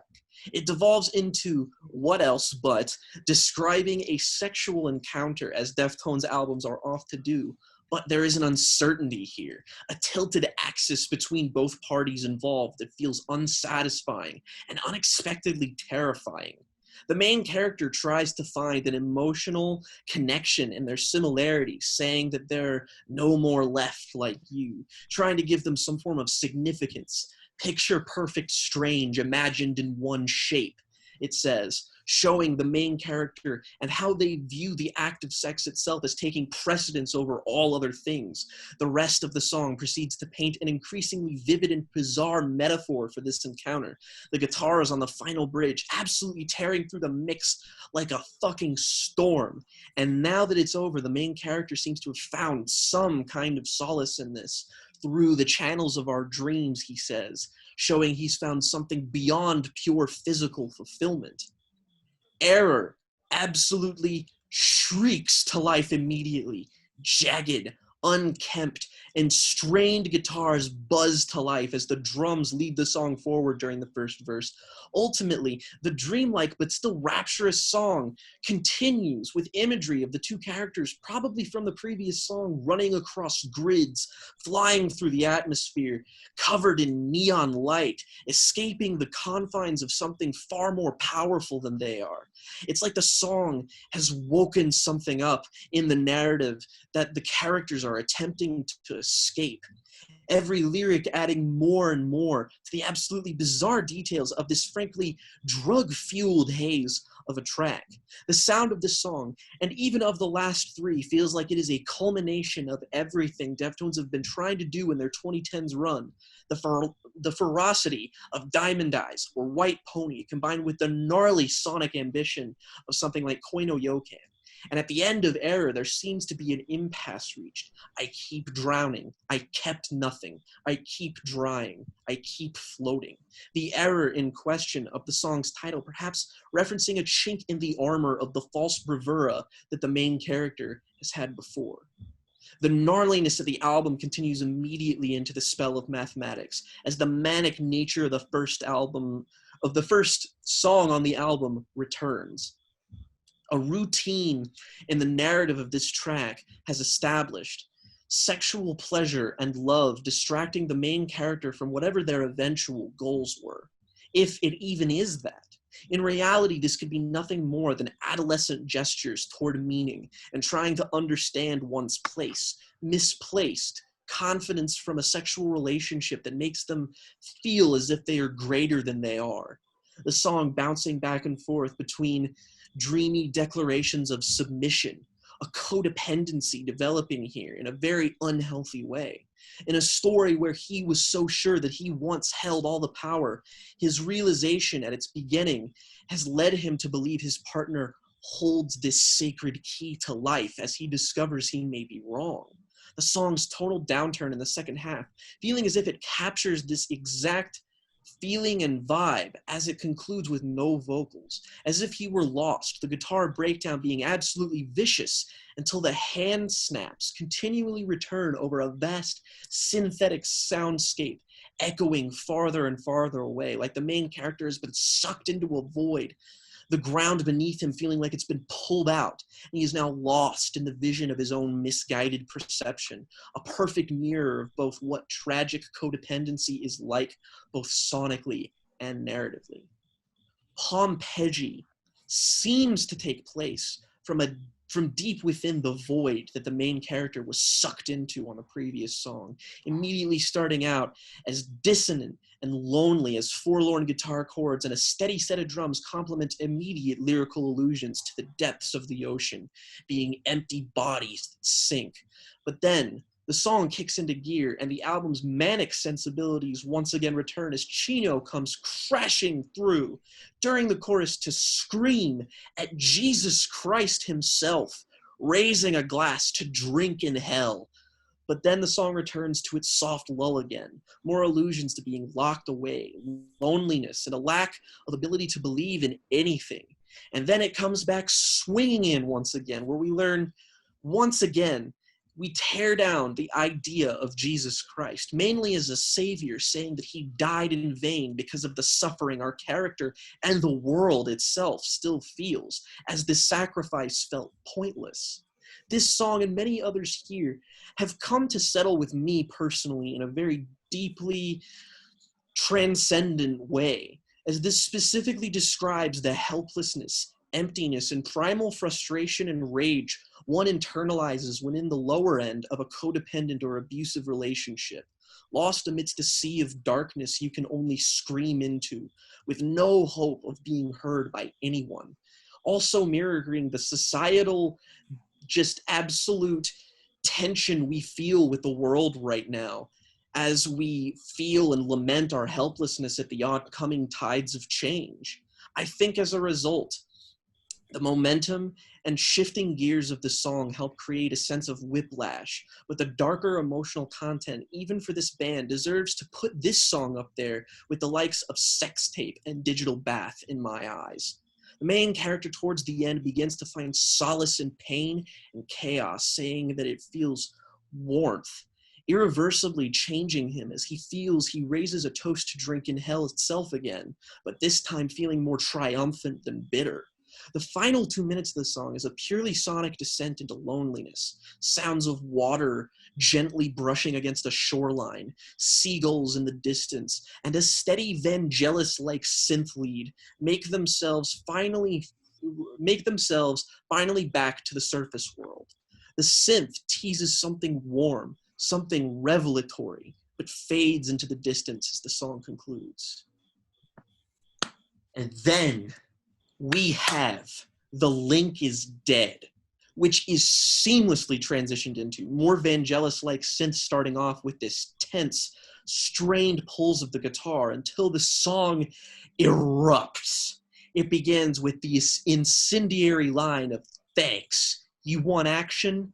in the tone of someone who is absolutely furious, fed up, boiling, seething with contemptible, ugly rage. The guitars here are fiery, almost like they're trying to melt the listener, as Chino, at his most unhinged since Elite, back on White Pony, declaring his freedom and independence, saying he decides the way he should move, that everything has meant nothing, and that he is done, saying that he is filled with nothing but hatred.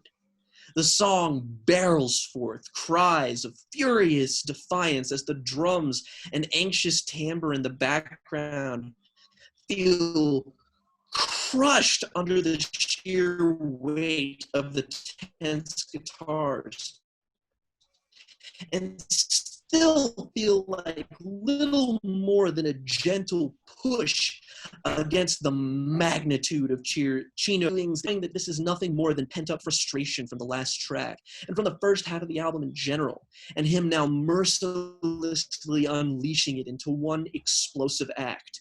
The link between him and whoever he was with is now dead, and the struggle on the first few tracks are something that in hindsight become obvious, as the main character wasn't going through a political or moral struggle, but an emotional one, as his liberation from his perceived shackles came from his newfound euphoria of a relationship that became sour, that led him to implode on Pompeii. The raw, primal intensity and instrumental prowess and impressive displays of emotional honesty with how hard this fucking song goes make this, to date, what is my favorite song the band has ever made. The cries of him saying that he is done, fuck your guide, you're on your own, display not just anger, but liberation from toxicity. The end of the song returns to the gentle synths, hinting at a deep emotional damage that he's gone through. The vocals become nearly amusical as he screams, fuck this shit, leave me alone, you're on your own, I'm sure, as it erupts into its gloriously powerful finish. Catharsis made sonic form. Radiant City immediately begins with a feverish guitar line, lyrically referencing the pain and damage that he suffered, trying to reach the ledge, a sort of perceived freedom to pull himself upward from, to escape the devastating emotional and apocalyptic fallout, trying to escape the pain and loss and loneliness with as few consequences as possible. The song bounces back and forth in tone, but never in instrumental ferocity. No one alive has taken me here, he says. If I ever choose to break in again, promise me now you'll choose to follow me in, as if referring to his own emotional vulnerability. If he ever opens up again, he hopes that whoever it's with will follow him and not abuse him. The desperate search in this song feels full of fear, as he only wants to escape the darkness he once felt, trying to reach this radiant city. Nobody else cut me this way. You pulled me into a permanent trance. Another cutting lyric about how the pain of the experience has affected him. Headless begins with gentle guitars nearly weeping over each other, dissonant cries that melt together, a sonic venture that wouldn't be out of place on a Colin Stetson project of all things, until breaking into a menacing lead melody as Chino evaluates his emotional state, relaying how the toxicity affected him. They want to climb into our brains, he says, wondering how the two of us, how we adapted these traits, curious how the brilliance controls you. We are entirely insane, they claim. These lyrics, for me anyway, pointing towards one thing, a horrifying and poignant recount of what it is like to be gaslit, to not think for yourself. Yes, they'd like to violate our brain waves, he says, as if this process makes you into an automaton, also alluding to the fact that society itself may be in a place where its overwhelming power feels like it is affecting you. Someone without a brain, someone headless, as the title implies. We sway from the top of the ledge. We swim in a bottomless lake. Allusions to previous events on the narrative of the record, and reflecting this mania once again, showing the highs and lows, literally, of a ledge and a lake that this manipulation can yield. The song gradually turns into something dreamier as the vocals themselves get harsher, once again showing how expertly the styles and sounds of the band have been blended, the loud, quiet dynamic being abused as well as it was back on the expertly crafted Koi no Yokan. Then there is the final track, the title track.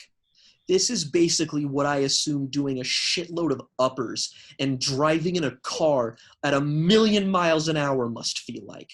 The propulsive riffs, the triumphant build the song rises to gradually, the lyrics of dwelling on the past as if it is useless, dwelling on regrets of our pain, remembering the haunted maze of our abusers' eyes and their controllers' eyes, that nothing can change what happened, that everything that happened that mattered was painful, but it is now about how we are moved forward and how we, as the song puts it, devour the days ahead.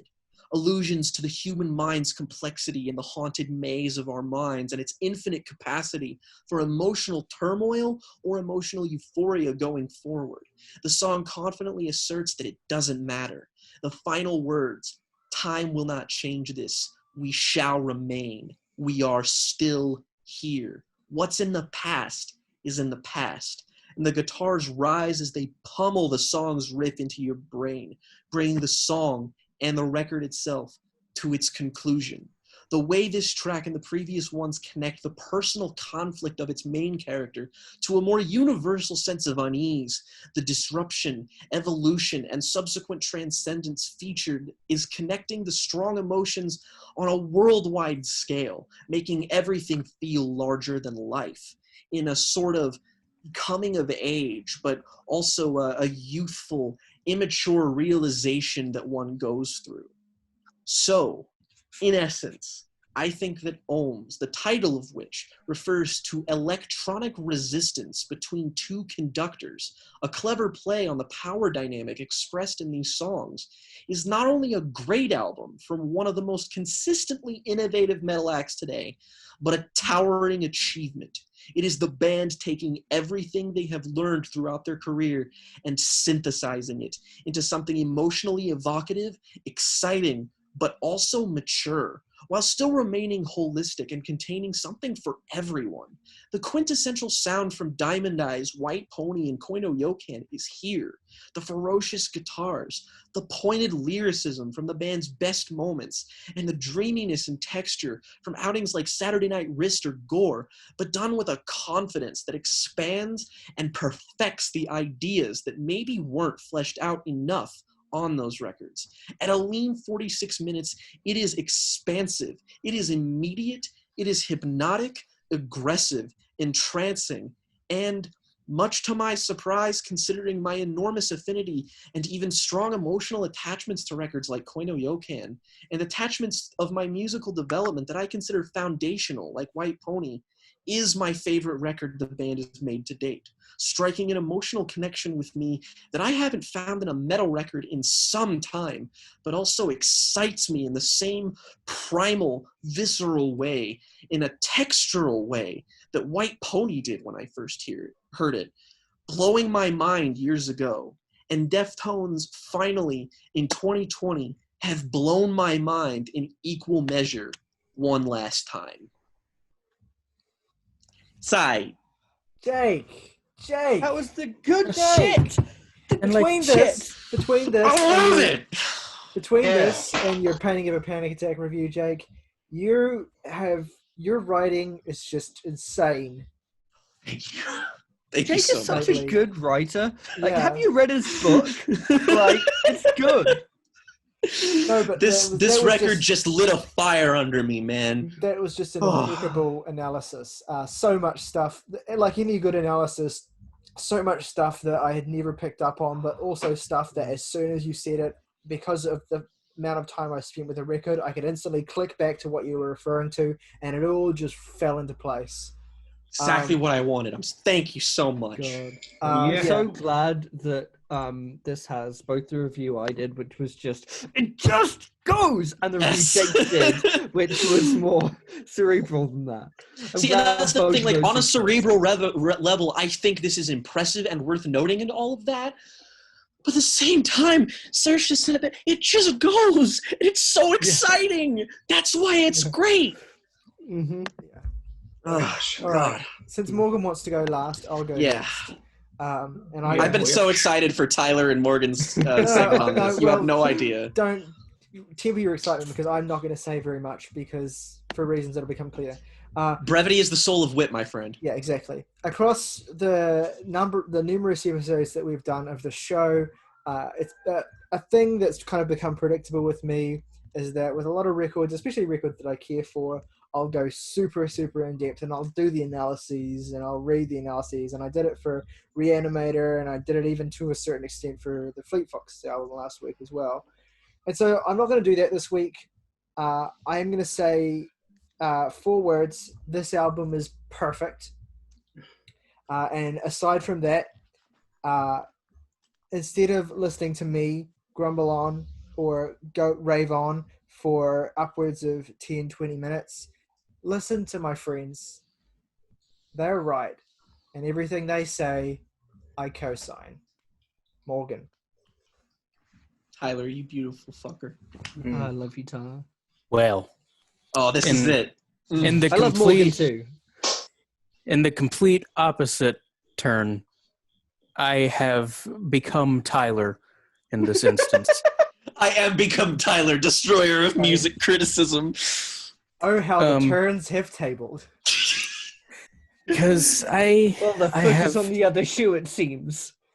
I have quite a lot to say about this record. I have a lot to say about how it fits in to the band's story, about how it plays into just the existence of a band like this. It's pretty much a full-fledged written review that I will now perform as if this is slam poetry night at your local bar, but I'm rambling about how this is the dopest shit I've ever heard in my life. Serotonin flooding me. At this point in their career, Deftones have the kind of standing that turns the release of a new album into a proper event. They're a group where almost no one needs to be sold on a new album anymore, as they've proven across their near 30 years of existence that they're one of the most consistent acts, not just in metal, but in contemporary music.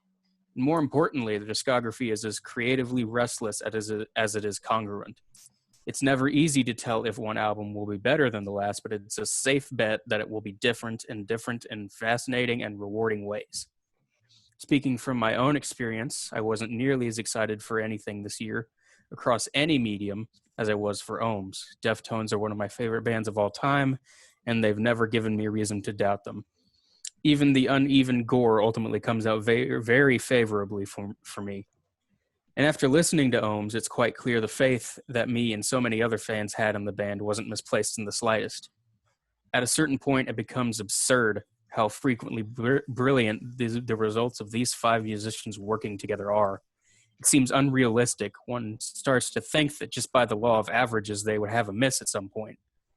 But that miss is not to be found here. With all of this talk about how consistent the band's discography is, I wouldn't want to merely imply that this is just another Deftones record and it's good merely by the fact that it is a Deftones record. The band is exploring territory that is sonically familiar to them, to be sure, but Ohms is a beast all of its own making. This could have easily been a retread of the inimitable sound that they have made up for themselves over the years, and if I'm honest, I probably would have eaten that up as well. But this is why we love Deftones, because they are simply never going to be the band that rests on their laurels. If they're not improving and refining a soundscape that they're inhabiting, like on Around the Fur and Koi no Yokan, it's only because they're creating a new one altogether, like White Pony or Saturday Night Wrist.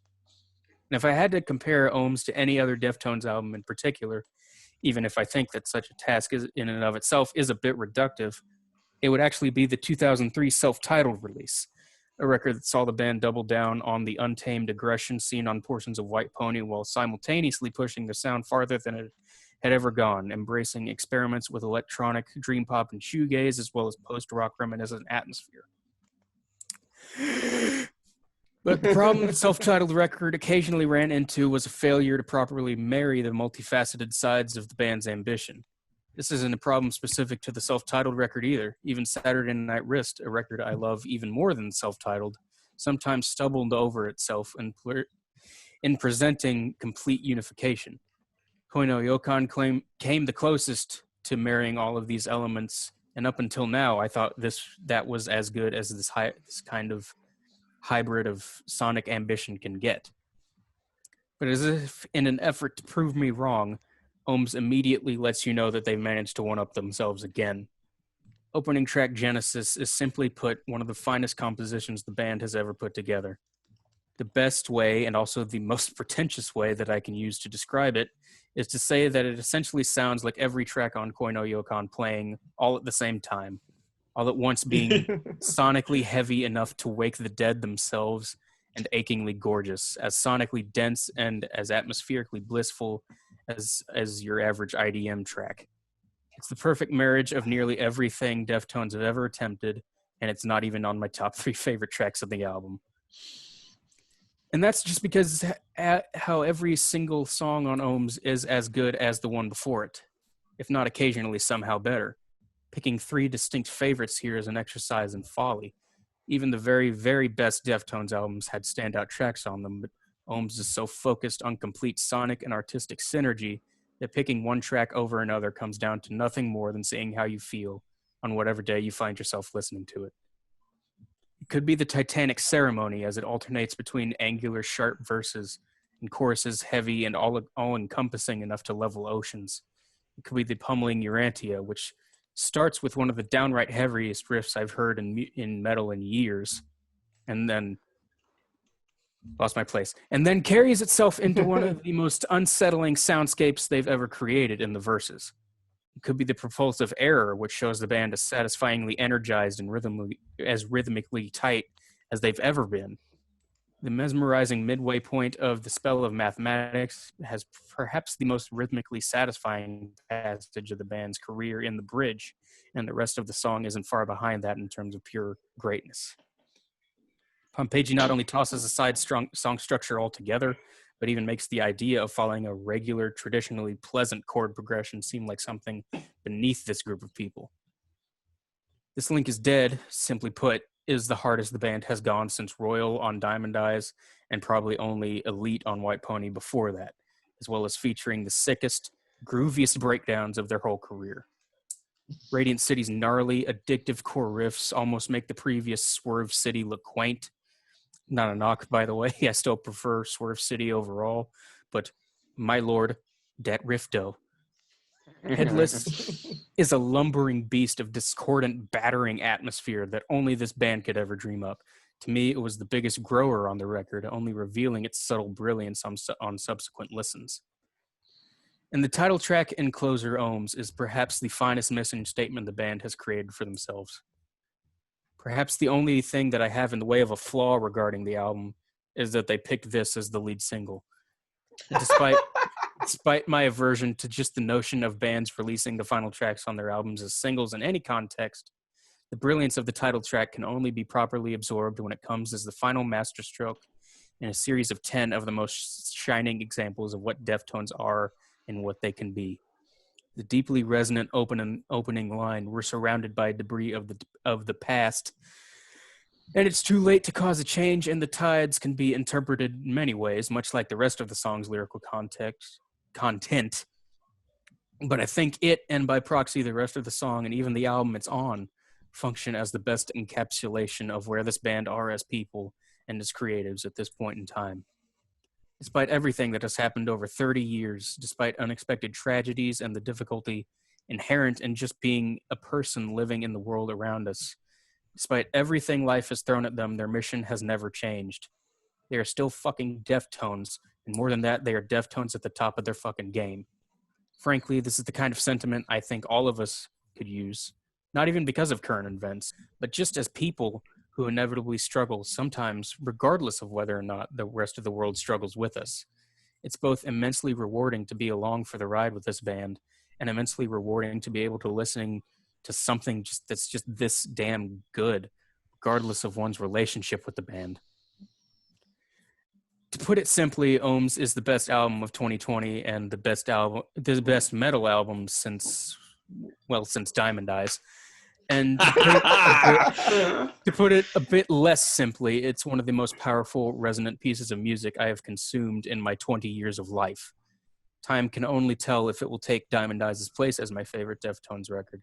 And considering my deep connection to that album, the fact that it's possible for something to overtake it is a minor miracle in and of itself. But the final ranking of this band's discography is not something I find myself particularly concerned with at the moment. As I write this, Ohms has only been out for a week, and I find it much more interesting to wait and see where things go between me and the album. The best albums are the ones we cultivate a relationship with over the years and years, ones we get to know as intimately as a cherished friend. I have no doubt Ohms is one such album, and I am in no rush.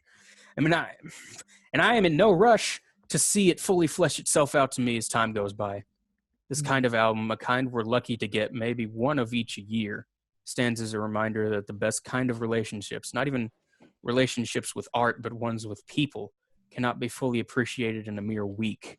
Sit back, let the album take you where it wants to take you, let it wash over you, and simply enjoy that life grants us things we can love this much. Because this is our time, and we devour the days ahead. Oh, Yes. that was so good! Yeah, Oh my boy. god! That was. Oh fuck! That was. I'm gonna so, go eat. Very nice. I'm gonna go get cheeseburger now. You deserve it! I can't believe. man! I can't believe we had in the space of a week, even though the video still hasn't been edited yet. Jake, your and my Painting of a Panic Attack review, your review of Ohms, and now Morgan's review of Ohms.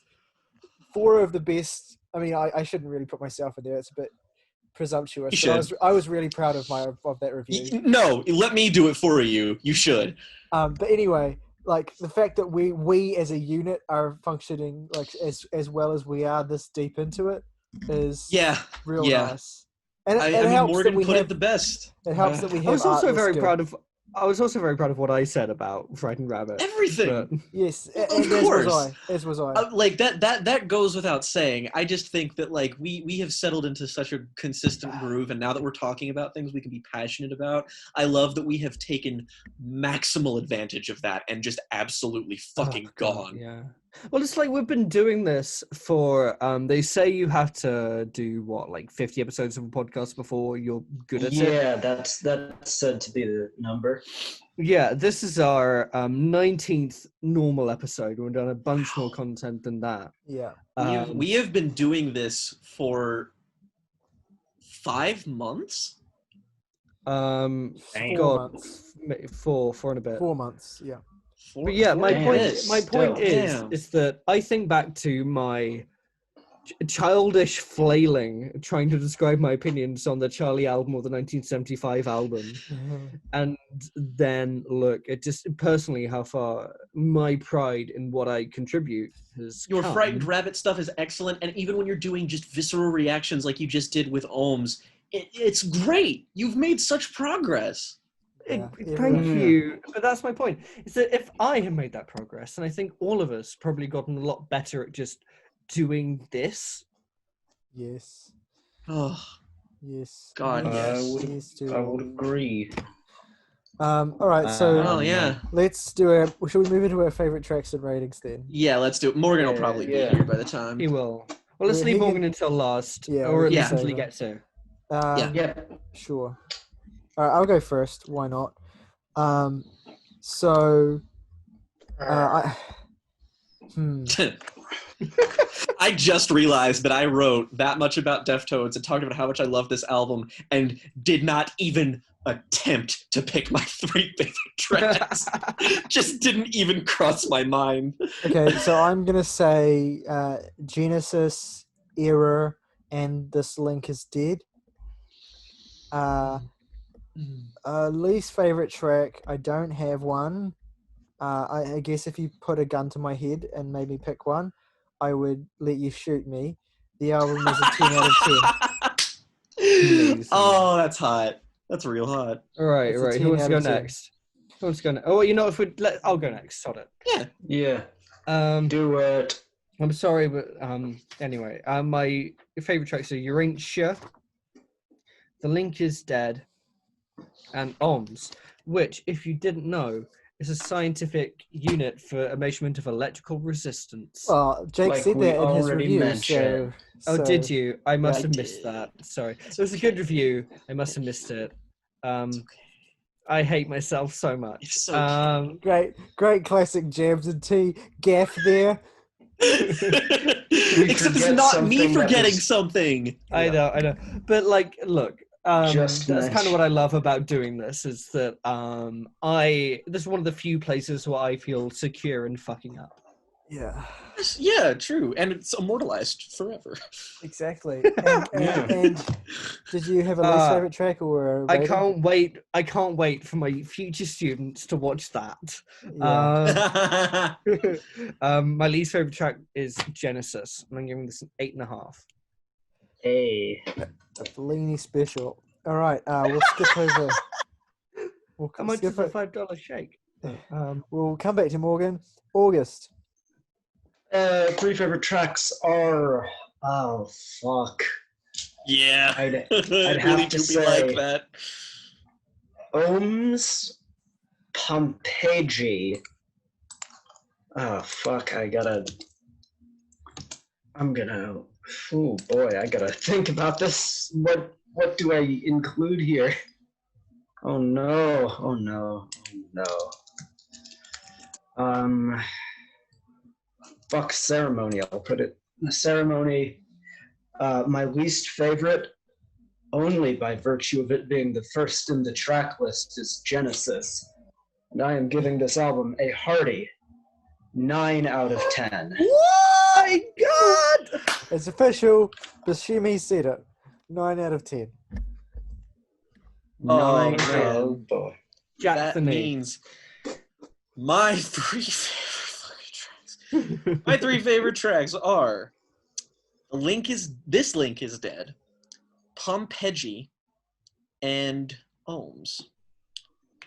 And this album, not only does it not have a least favorite track of mine, I wonder what's coming next. it doesn't. It simply has no song I deem to be lesser in any way. I do not have a song on here where I think, yeah, the songs that orbit it are better. It's not. That's not a thing that enters my mind. So yeah, hard 10. Oh, we love to What? see it. Beautiful. Go on, Hard. Morgan. Everyone, And Morgan shows you got up here. just in Perfect time. Perfect time. Everyone had just finished giving their ratings and tracks, and now it's mine. Oh, So. wonderful. My 3 favorite tracks, just how I'm feeling today, are probably Yep. Urantia, Good luck. Ceremony, and This Link is Dead. My least favorite track is Pink Cell Phone. And like 6 out of 10. I just want to let people know something, which is that I normally when I'm on, I try to make sure things get added to the doc in terms of ratings in case people forget. And while I was waiting for Morgan to say his reply, he was halfway through what he said. August just went into our Google Doc and added a 10 and went away. Well, I mean, that just means I explained myself quite well. Which means this is But- sitting at a group Yep. average of 9 0.5. Five. Our highest rated 0.5 new above. release of the podcast so far. And the By two half a best point. albums of the year are the By- two top records. Ooh. It's Punisher was already miles ahead at 9, and this is even more miles ahead at 9.5. Oh, I love you it. know? I love it so much. It's beautiful. Beautiful. So what did everybody give it? I gave 8.5. Okay. August? 9, I said. And Everyone then else was a 10. I gave it a 10. And so course. did Jockey. that such on a that good record. note, this is going What to a be the end good of this ending. episode of the Jams and Tea podcast. It was a fucking excellent episode. Stay tuned later for our review of Yoshimi versus the Pink Hell Robots, yeah. recommended Yes. album by August. And next week, We've got a few that we're reviewing next week. So we're going to be reviewing Idol's new album, Ultra Mono. Ultra We're going to Mono. be reviewing Anna von Housewolf's new album, All Thoughts Fly. We'll also chuck in a review, I'm sure, of Matt Berninger's of the Nationals' self-titled debut, Serpentine Prison. And we'll also review, or shout out at the very least, the album by Jake's friend. Noisy Todd's Gestus 96. Yeah, I'd love Noisy to Todd. do a review of that. How do I listen to it?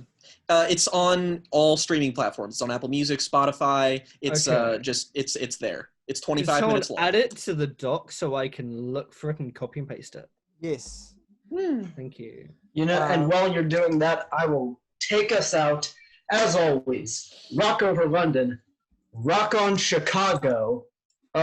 Morton Salt. When it rains, it pours.